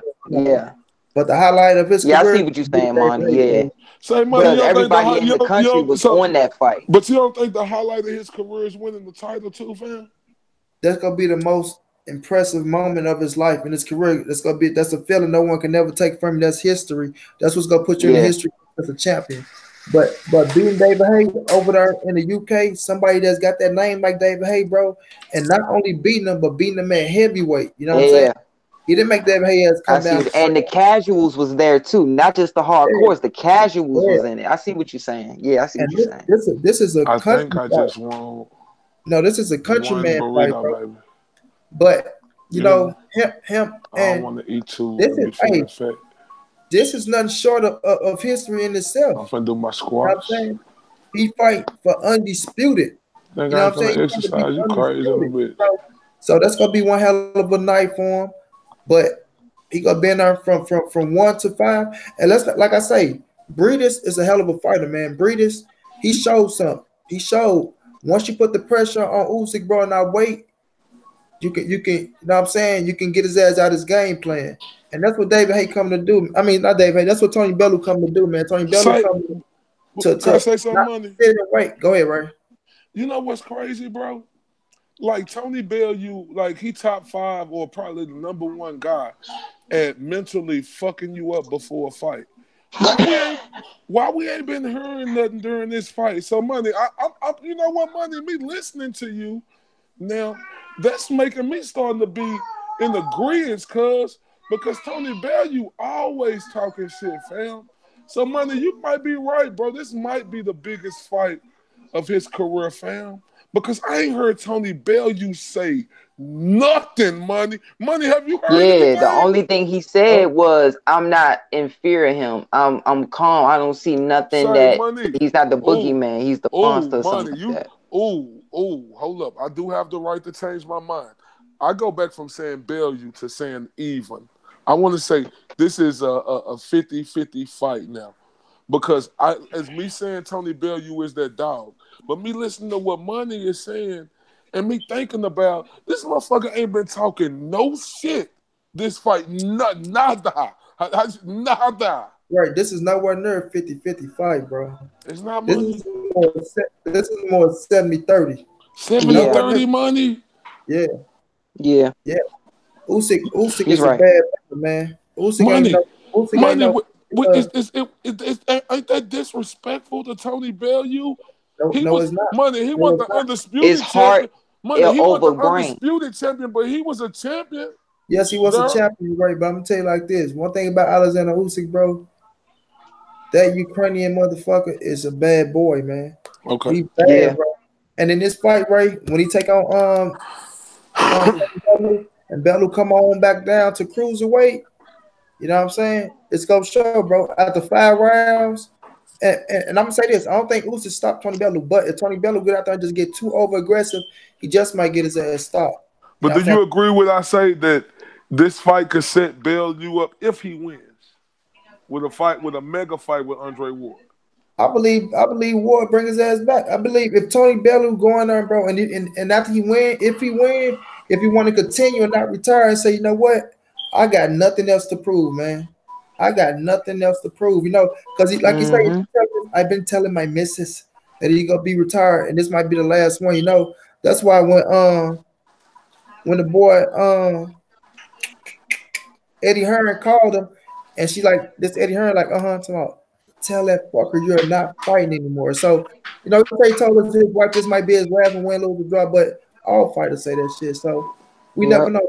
But one thing I know is he ain't winning this fight. He ain't winning this fight. It's gonna be a hard. It's gonna be he leaving it all in the ring. I'm gonna say that, and he gonna have some success early on. But once Once Uzi he figure get figured out, yeah, once he figure it out, Yeah, it's gonna but don't he? But money, like the heart and determination, fam. no, The that's reason why why I I say give him credit. 50-50 That's why I now, give him credit. But but that don't money, make it I 50-50. still see myself. I'm That don't leaning make towards it 50-50, Bellew. bro. I'm leaning towards Bellew at the slightest margin, just because everything you said. Plus, I ain't seen nothing from Tony Bellew. I knew this fight was coming up, but I ain't seen nothing. Yeah. Like I say though, it's gonna be entertaining on Saturday, man. It's gonna be one hell of a fight, and it's gonna be one that we all enjoy, man. 'Cause like I say, Tony Bellew, like you say, he's not gonna wait like Garcia. He's not gonna sit up there and let this man look pretty. And if we all see Uzi, we all know Uzi just goes to the right, goes to the right. So Tony Bellew ain't coming to be no like he gonna have to prove to Tony Bellew that he's the real deal, and I think he gonna prove it. But Bellew ain't backing down, and Bellew ain't gonna get no inch. He ain't gonna get no inch in this fight. So he gonna make it a rough and tough dog fight like he always do. But I still see Uzi coming out on top. You know what I'm saying? Uzi it's just his time right now, bro. When it's your time, it's your time. You know what I'm saying? And it ain't nothing they can stop that. I just think Tony Bellew coming back down at a time where it's Uzi time, and Uzi go show him that Ukrainian blood, it's he a bad motherfucker, man. Uzi a bad motherfucker. But let's move on. Jared Hurd telling Jamel Charlo Ray that he will be at the fight, and then he want him to call him into the ring, and he wish they make this fight happen because he will stop Jamel Charlo. Ooh. Hey man, I can't go against nothing Jared Hurd saying, man. Ain't go against nothing Jared I Hurd can't saying. I can't go against nothing Jared Hurd saying, man. it's hard for me to call this fight to see who will win because, hey, boy, be quiet. I know styles make fights, but I can't go against Jared Hurd, fam. I'm Hey, sorry. Look, I like Jermell Charlo. I ride with him. I'm rooting for him. I'm going for him. I'm a Texas guy. But Mr. IOTBA, we're going to be honest, just like I do. Mr. I'm on that bullshit again. You know, I know we can't go from fight to fight. But if we looking at the last fight that Jermell Charlo had, right? You know, it facts. seemed like this guy done fell in love with his power. If you're looking at him, he fell in love with his I power agree. and forgot about his accuracy and the technique of actually what made him, what brought him along in this game into being a boxer, fam. So I don't know, fam. Like Jared Hurd, bro, he got the type of style. Like Jared Hurd, his style is Hey, it Ray, ain't no. would you agree with me when I say Jared Hurd is the number one super welterweight in the world? He's the number one. That's clearly no debating, bro. No He is the debate number one super welterweight super in the world. yeah, junior middleweight in the world. He is. It's facts. You know, I'm from Texas. I'm riding with Jermell Charlo. Let's don't get that twisted, fam. But when I'm looking at Jerry Hurd, I'm looking at Jamal Charlo, bro. Woo, like bro, woo, like bro, like I'm saying, just by off of what I seen, I would have to edge it to Jared Hurd, bro. This ain't me having like not no disbelief in Jermell Charlo. This just me being a truth teller and just telling what I see, bro. You know, I think that Jared Hurd style poses a lot of problems for Jermell Charlo. I think you know, just the ferociousness, like the ferociousness. It seemed like Jermell Charlo has to be set when he throw his Oh, the boy. punches. Say, look, it seemed like Jermell Charlo has to be set when he throw his punches, right? And Jared Hurd is that type of fighter. He's not gonna let you get set. He's gonna make you feel real uncomfortable. See, Jared Hurd is like one of them old school fighters. He's the type of guy who will tell you, "I want to smell you," and when he said, "I want to smell you," that means he's gonna be out on you all night long, fam. So, All night long. so, hey man, look, I'm a Texas boy. I'm riding with Jermell Charlo 100%. You know what I'm saying? And I love Jared Hurd, bro. This ain't got nothing against Jared Hurd. It's just I'm from Texas, but I got to edge this fight right now to Jared Hurd. I got to edge him in this fight. Go ahead, Junior. Come on, looking like Dookie off of Boys in the Hood and shit. Yeah. Everyone knows the relationship between me and Jay and my uncle, and you know, Jay knows what I've told him under the big tree outside Hillcrest. I'm pissed off that he has been he's went from the announcer saying when he's sick, he's hard to hit. You know, he's sliding from the Galarza fight, Molina fight, Jojo Dan fight. Horseman promotion. Black Horseman, you want in on this, baby? Go ahead. And you know, the Galarza fights, always Molina and Jojo Dan fights the Slick. Now he's such an excited fight. He takes 3 to land 1. That's not what we were taught. Is to take 3 to land 1. And all because you're bigger doesn't mean that, and you're not filmed because you fought at 65 in the amateurs and you cut to 54 in the pros doesn't mean that it's just okay for you to walk forward and take that type of stuff. And in my opinion, he cannot sit there and take them shots from no man. And like, that's just not cool. I don't care how good of a chin my friend has. But I'll tell you this. Let him apply that same pressure with Charlo, but go back to how it used to be, like he did with Galarza, like he did in the amateurs, like he did all the way up to when he got on TV. But then you see He will improvements stop. from Jared Hurd when he fought Laura. I seen improvements No. in the long range. No. See, you know what it is with you, Golden Boy, and that's why you very critical of the people who in your city with you, like I am too, bro. But let's get Jared Hurd credit, Especially if bro. I shared the ring with him and I've seen what he like. Okay, look.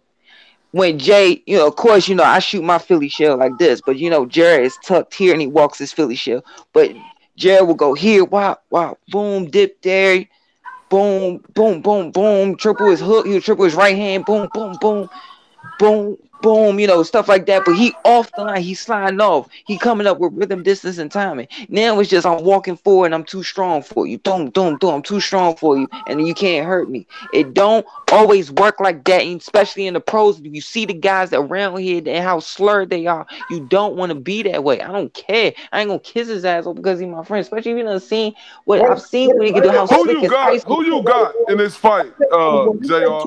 Ass, bro. This ain't kissing no ass, bro. No, I know, but I'm saying like. Let me say this, bro, because once you look at Jermell Charlo, look, and I always said this. I even got a video saying this, bro. I thought it was my triangle effect, right? I got Jared Hurd up here. I always had Laura up here, Jared Hurd, Jermell Charlo.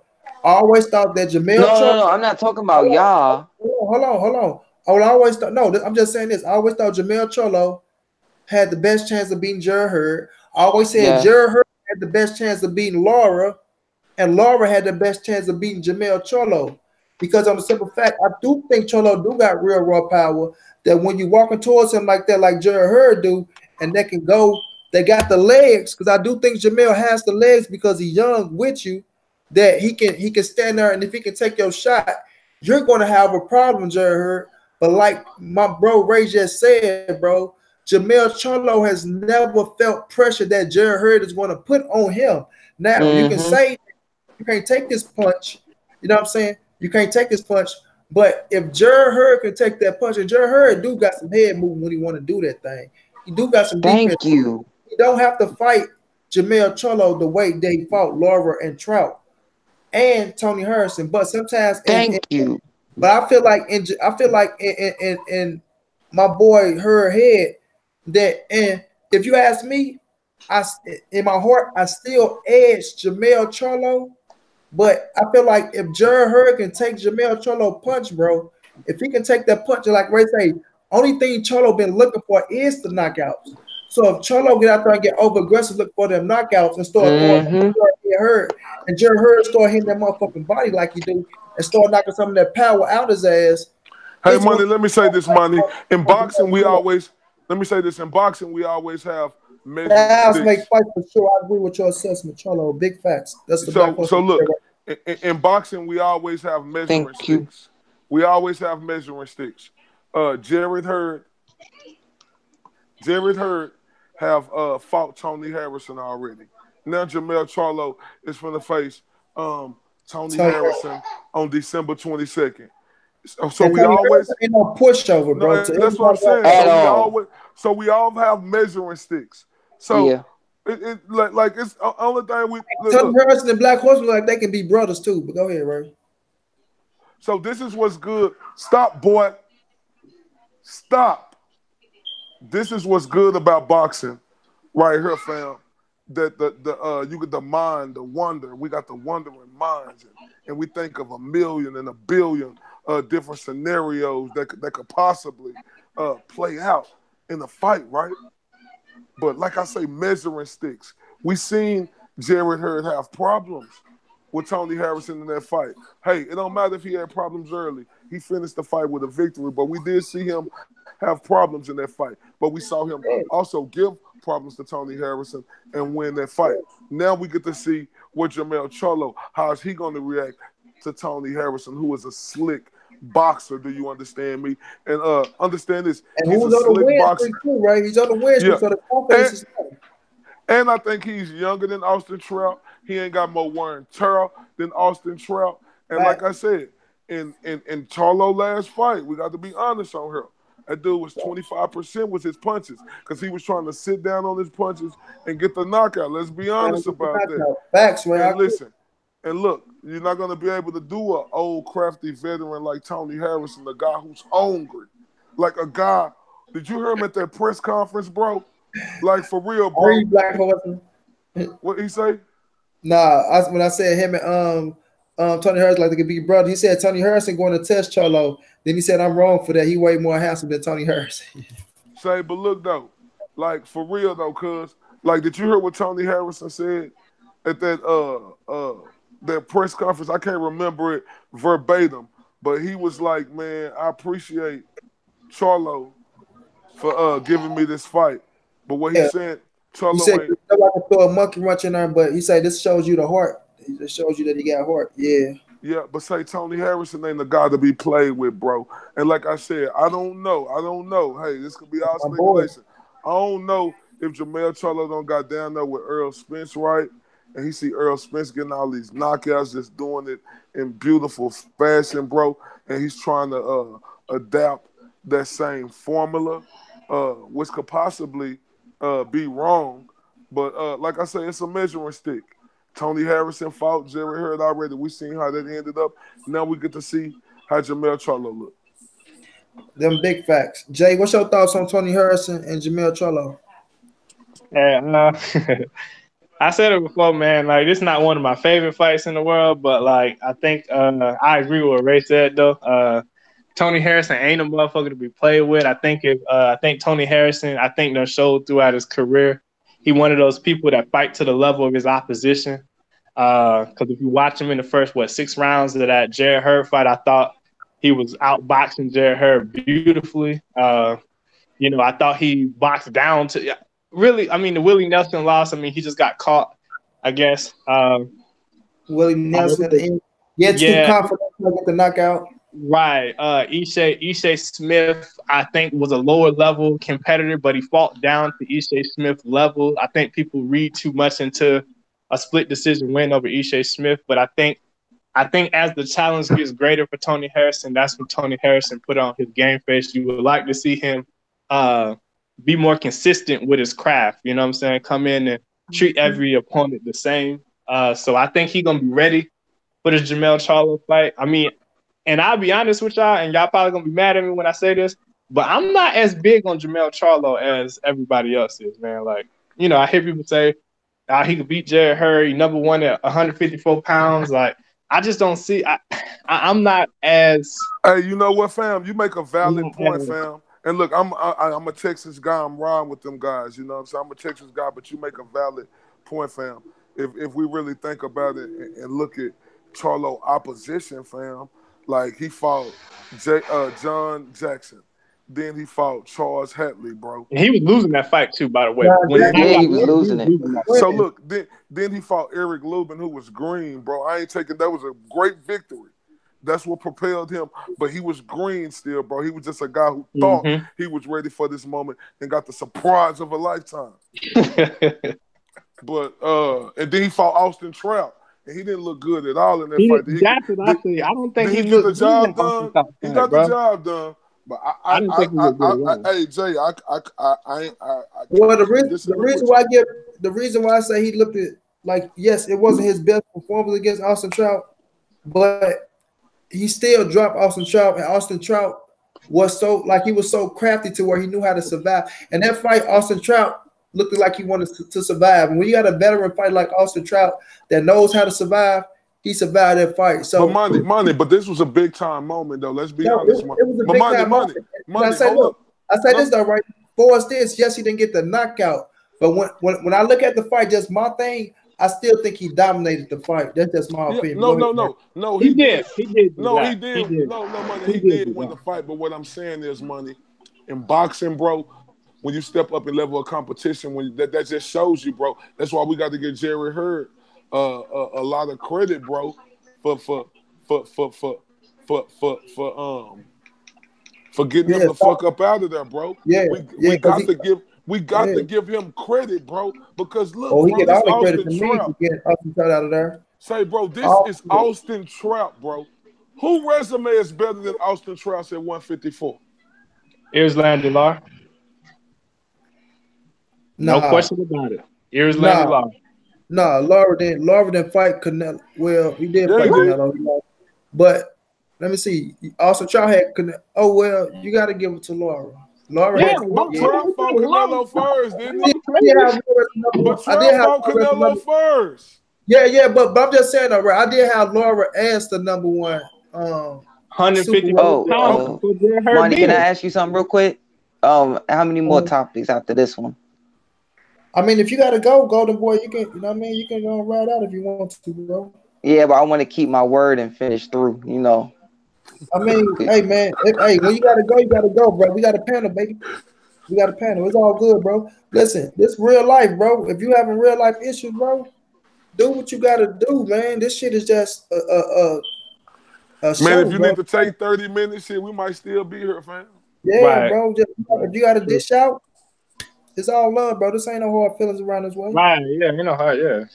Absolutely. Yeah. But you know how I am. You know, you always done a lot for me, so I always want to make sure I keep my word. You know. That Oh, way. all you gotta do if you gotta do, just send me, hey, money. Send me the invite back. If we on, you back in. You dig what I mean? Bet, my man. All right, I appreciate it because you All know right. what I had to go do today and Yeah, everything, so I no doubt, appreciate bro. it. No doubt. No doubt. Go and sign Thanks, out, bro. guys. Who you is?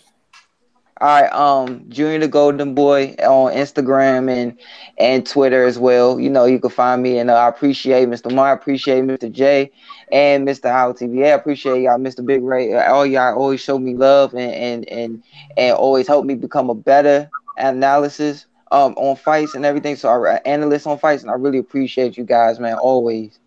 No doubt, man. We Yeah. here for No you. doubt, brother. My man. But go ahead, Jay. What you was saying, Jay? Yeah, I mean, like I said, this probably gonna be a measuring stick fight, man. And I said this once before about this fight, man. I think the only positive thing that comes out of this fight for Jamel is the fact that you now have two common opponents with Jared Hurd, and I mean, I guess this is kind of that measuring stick to see, all right, can he beat Jared Hurd? I mean, I don't like to Okay. play the game that way because I think styles make fights, not necessarily common opponents. But Uh-huh. I mean, it's a game that's played in boxing, so I mean, I guess. I mean, But that's the game. That's the game, bro. right, so I think this fight is actually more competitive than people think. Like I said, I thought this fight should have been the headliner fight. I know they did a coin flip, but I just think this fight is the more competitive of the two because I don't really see Willie Monroe surviving 6 rounds No, I against the think kid. Willie Monroe and Jamal Charlo, that's the headliner right That there. bitch finna get. It is the headline, but it ain't the No, best no, fight no, of the no. two. I'm saying I think no, that's the headliner, bro. That's bigger than Jamel Charlo versus Tony Harrison. Man, I don't Man, think you so. crazy, bro. You crazy. Yeah. Man, what you talking about? Money, what's No the bigger sir. fight, fam? Jamal Charlo versus Willie Monroe Jr., who done been in there with Golovkin, who No, done been in man, there come with on, Billy man. Joe Tony Sanders, Harrison. bro. Oh man, What you come on, bro. talking about? Tony No, Harrison, no.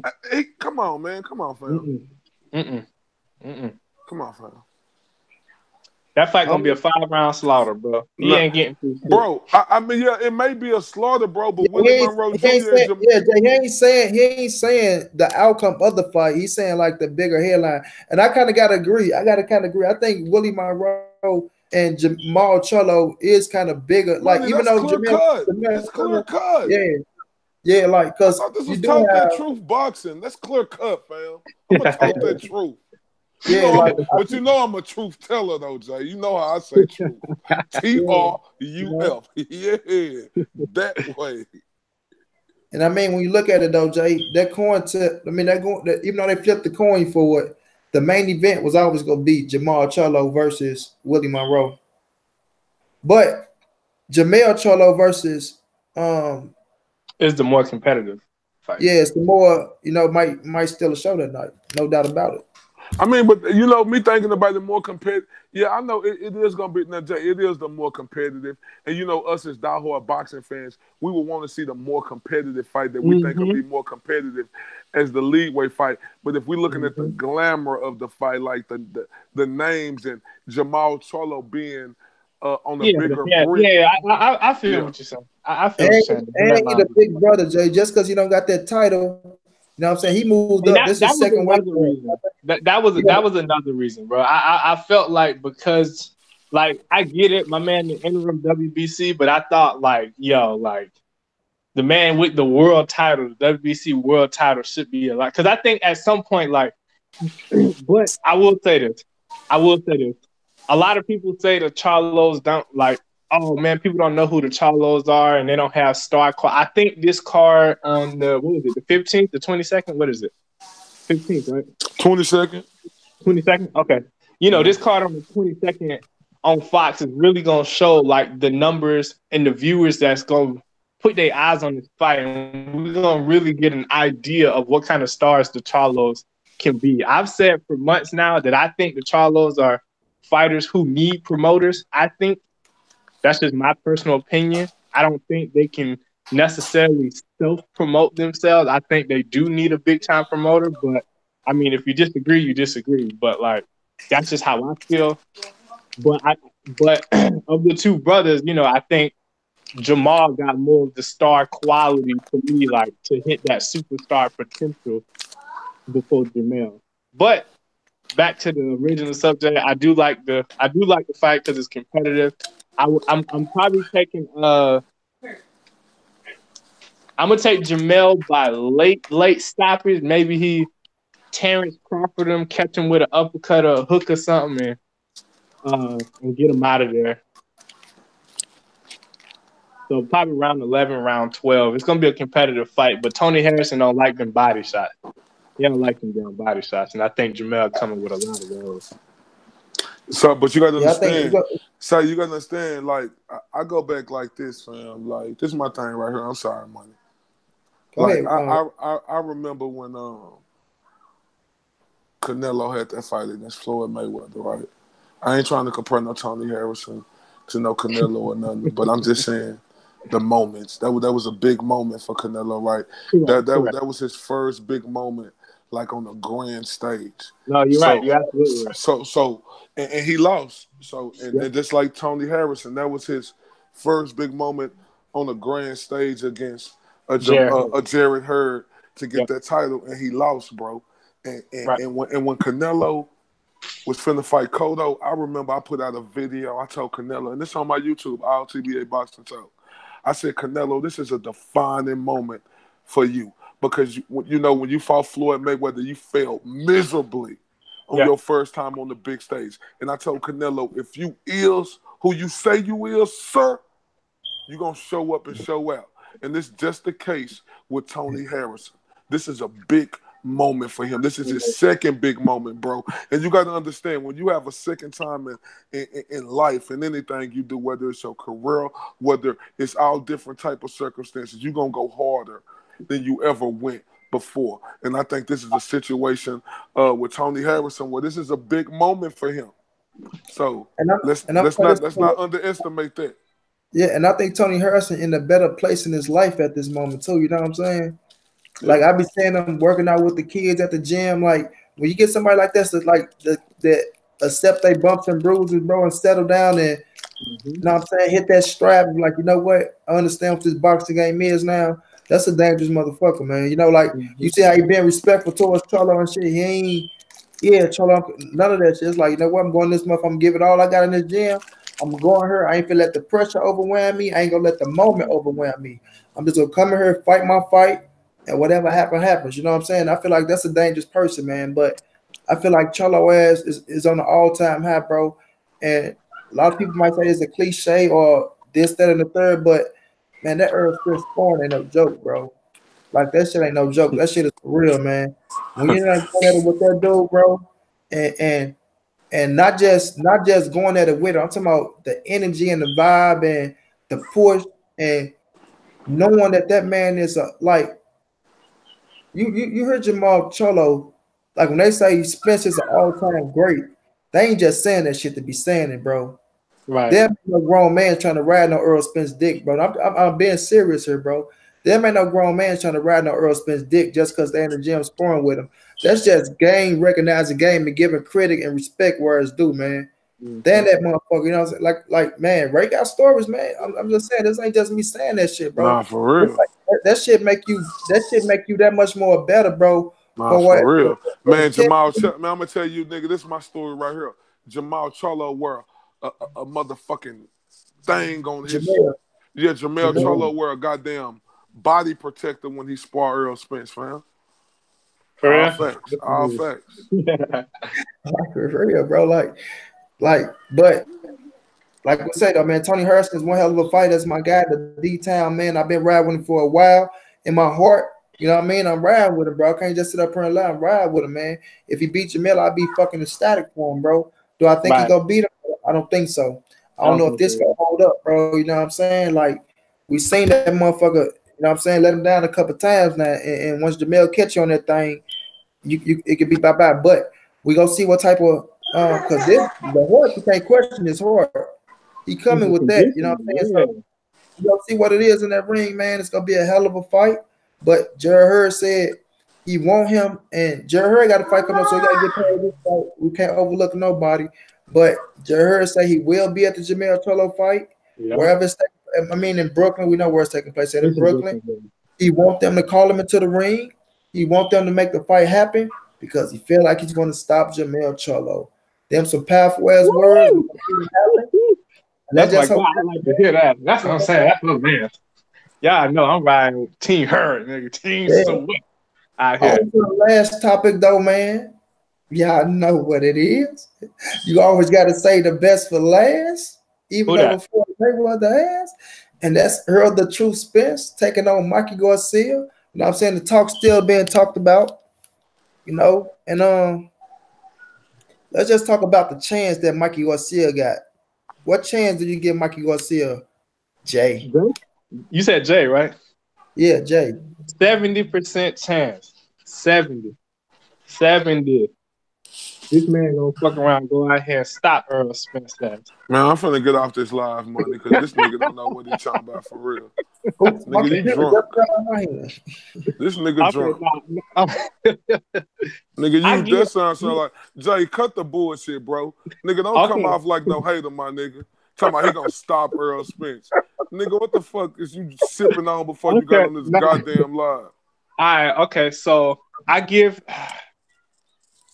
70%.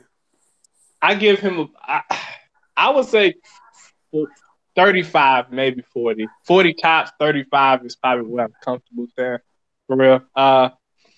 So with Mikey, I think Mikey a very high IQ boxer, man. I think, like I keep saying, it's obviously a reason he chose to come up 2 weight classes to fight Earl rather than to fight Crawford.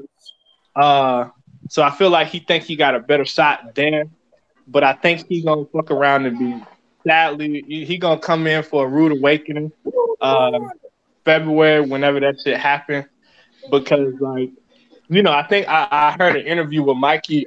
It might have been Robert Garcia that was saying, "Oh well, Mikey don't really like to do sit-ups and work on his abs." I was like, "Well, bitch, like I don't know how you expect to get out of the ring. How you gonna walk out of the ring with Earl Spence?" No, he said don't like. That don't mean that he ain't doing it. I've never came across a championship fighter who haven't done it. Hold on, boy. So I think he's a smart fighter. He's back. I think he'll give Earl probably a tougher fight than Kell Brooks gave him. I just wonder, can he control the pace of the fight? If he cannot control it, if he has to fight at Earl Spence pace, he gonna get stopped. He's going to get stopped. But I think if Mikey can control the tempo of the fight, then I think he got a better chance to at least make it 12. Like that's like I don't necessarily preach tempo in a fight, but this is one of those fights where tempo is going to be the key to decide who's gonna win this fight. You know what I'm saying? Like Mikey got good timing. So can he hit Earl Spence with something that's gonna keep him guessing, keep him on his toes, to make him second guess just walking in? I always said I wanted to see Earl Spence in a position where Earl Spence had to do something other than just stalk and walk somebody down. Can Mikey hit him hard enough with something to make him second guess just being able to walk in the front door? I'm not sure he can. I mean, he dropped the one dude at 140, but shit, Earl Spence damn near a middleweight fighting at welterweight. So like, I don't know that he gonna be able to really hit Earl with something. And Earl actually, like I've been watching Earl, going back watching Earl. Earl do a beautiful job catching punches on his gloves. Yes. Man. Yes. He catch punches real well. He catch punches and he respond very well with the correct counter punches. You know what I'm saying? I think him and Canelo Alvarez do that so beautifully. Like, and J-Rock, Julian Williams too. J-Rock does it well too. When somebody throws something, knowing what to counter with to catch them, you know what I'm saying, before they can get their hands back. And I think they both do that very, very well. And I think Mikey, I don't know, Mikey might have chewed off a bit off more than he can chew. I think it's a little more competitive than people think. But I got Earl Spence by maybe 10th or Maybe, 11th round stoppage, I think. maybe. Yeah, about 10th, 11th round stoppage. Yeah. Okay, you say percentage money. I give I give Don't Mikey say zero. Garcia a Don't say 12. zero. I give him a 7.5% chance of beating Earl Spence. Like this, and I'm finna keep it real. Money, you was on my live the other day. I'm finna break this down to y'all, man. I go back to Marcus Maidana versus Adrian Broner when Adrian Broner, just came up 2 weight classes. Just the smaller guy. Even though Maidana wasn't as skillful as Earl Spence, but Maidana was the bigger, stronger guy who dominated Adrian Broner, who moved up. Now, with Mikey Garcia moving up 2 weight classes, and he fighting the Earl Spence, who's the bigger, stronger guy, plus Earl Spence skill-wise, it's phenomenal. Wait. Can I ask a question? Real fast? Yes, sir. In this matchup, is Earl Spence the more skillful fighter than Mikey Garcia?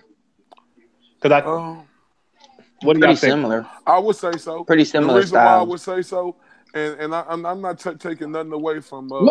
It's just a straight up question. No. I'm just saying I'm not taking nothing away from Mikey Garcia, but I have seen Mikey Garcia dropped a couple of times. Okay.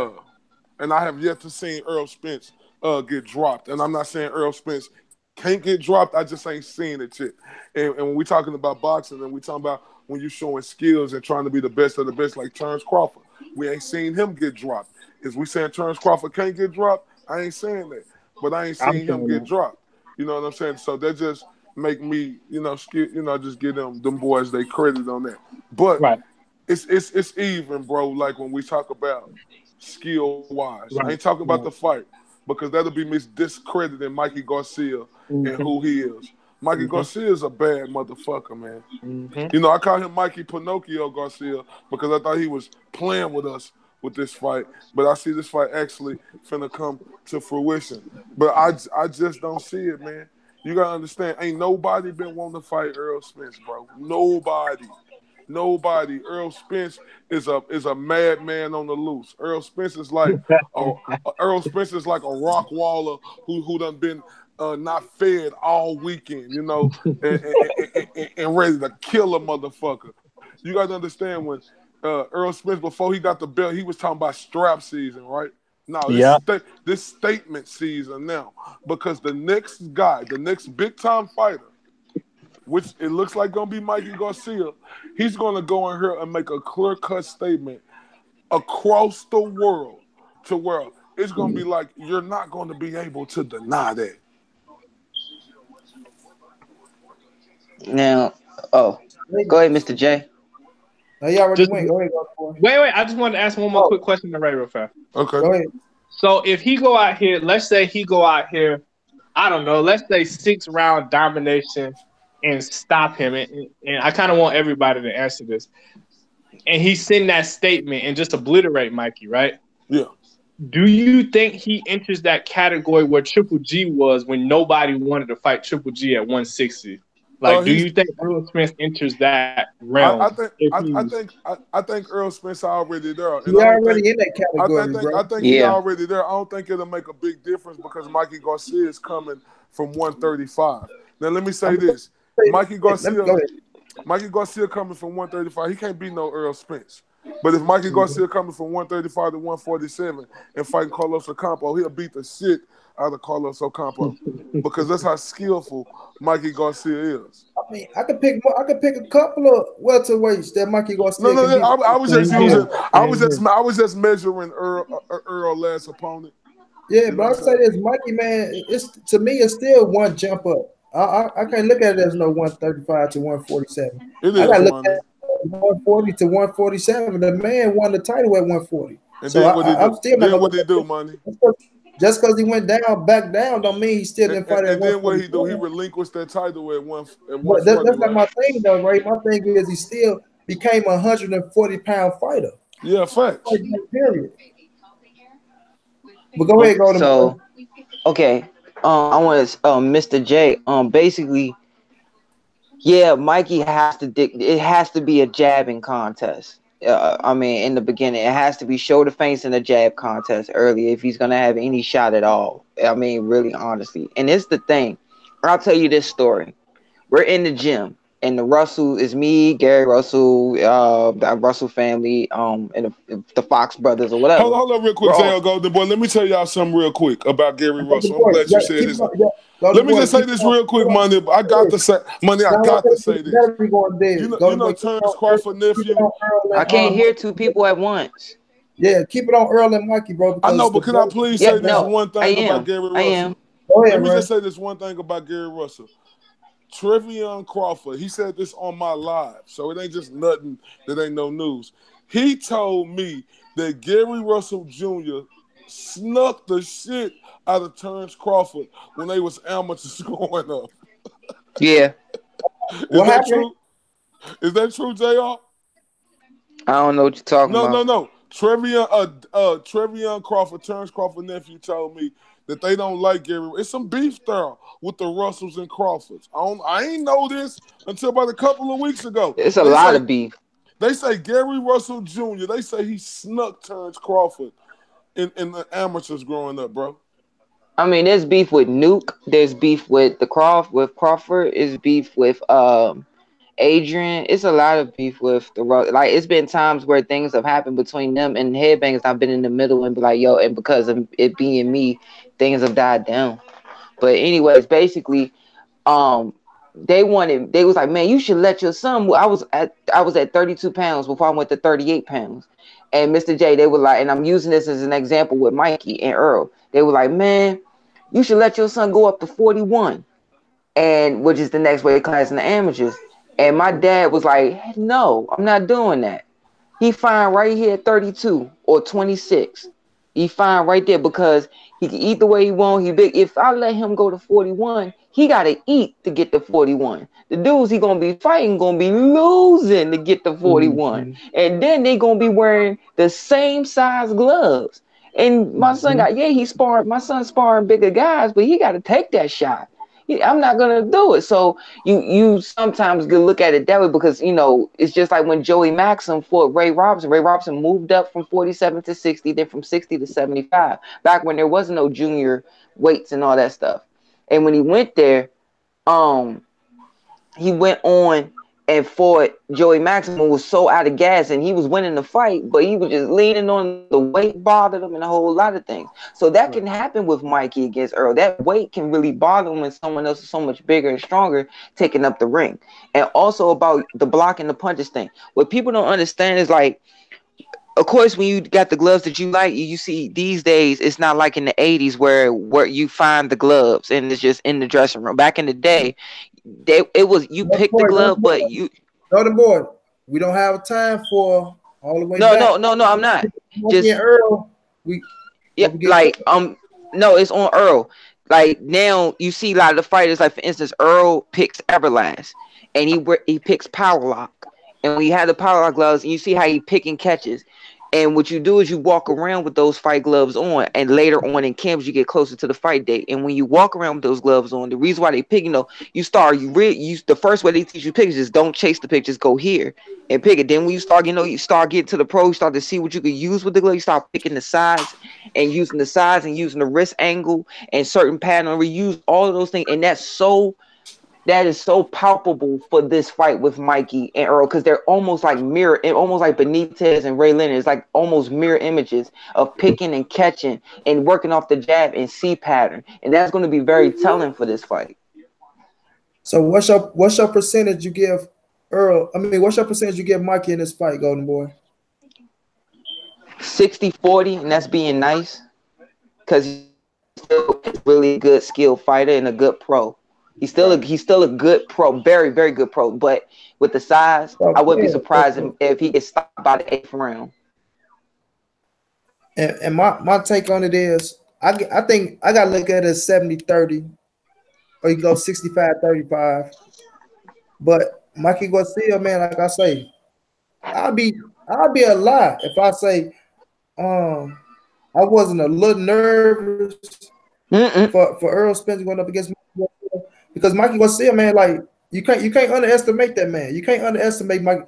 Like I was telling Golden Boy before I get on the bus for school, Mikey Garcia is a fighter that you can't underestimate, man. I don't give a fuck if it was Earl, Crawford, Thurman. It's just something about Mikey Garcia that's gonna have in the back of your head. You know, like this a badass dude, man. And if anybody can do it, Mikey Garcia can do it, bro. Mikey Garcia can do it. But with that being said, bro, I just think Earl Spence is on a whole different mission right now. Like, it's just a certain time. Like when it's your time at a certain point, you know what I'm saying? And yes, it can be Mikey Garcia time as well, but not at 147 against Earl Spence Jr. You know what I'm saying? That's not at 147, but that don't mean it won't be a competitive fight. That's what people get it twisted, screwed at. You know what I mean? That's what my thing with Ness from the boxing boys when he say, "Oh, this fight shouldn't be on pay-per-view." It's a reason why it's on pay-per-view, man. It's a reason why they put this fight on pay-per-view. It's certain more things. It's Mikey Garcia coming up, done to be great. It's a storyline behind this. You can sell this on pay-per-view. So with that being said, you can't knock people hustlers. You know what I'm saying? But I feel like it's gonna be competitive. I feel like it's gonna be a great fucking fight. I just think what we all know, the size and the pace of Earl Spence will play a part in this fight. And I think it just might be too overwhelming for Mikey Garcia at this moment. You know what I'm saying? At this moment with Earl Spence on the path that he on, man. You know what I'm saying? Yeah. But we going dead on the battery on the computer, man. We've been going for a while, man. Jay, let the people know who you is and where they can find you at, Jay. Yo, what's going on, Boxing World, man? We came back at y'all with another one, man. It's your boy Jay Chestnut, Mr. Talk That Shit, Mr. 813, Mr. Talk That Truth Boxing. You can find me on Facebook at Jay Chestnut. Find me on Instagram, Jay Chestnut1. Find me on YouTube at Talk That Truth. That's TRUF Boxing. I'll let you go. Go to boy, let everybody know again. Don't matter if you tell them once, tell them again. All right, Junior the Don Hollis Rep the Second, also known as Junior the Golden Boy, El Nino de Oro, Babyface Assassin, whatever you want to call it. You know, Boxing Encyclopedia, something else I gotten called, the Young Old Man, something else I got called. But anyways, you know, Junior the Golden Boy, you can find me on any of my social media sites. And, you know, once again, I appreciate money. I appreciate Mr. J and Mr. Ray for showing me love and allowing me to learn more from them while talking boxing. Man, you part of the team. You ain't going nowhere.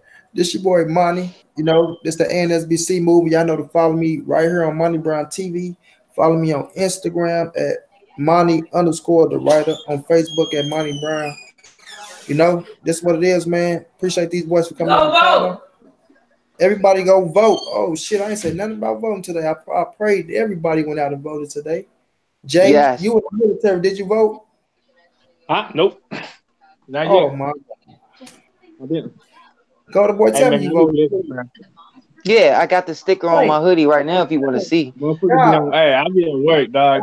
I can't dictate my own work schedule like y'all can. Man, you in the military and you didn't go vote, man. Bro, hey, man, listen, bro.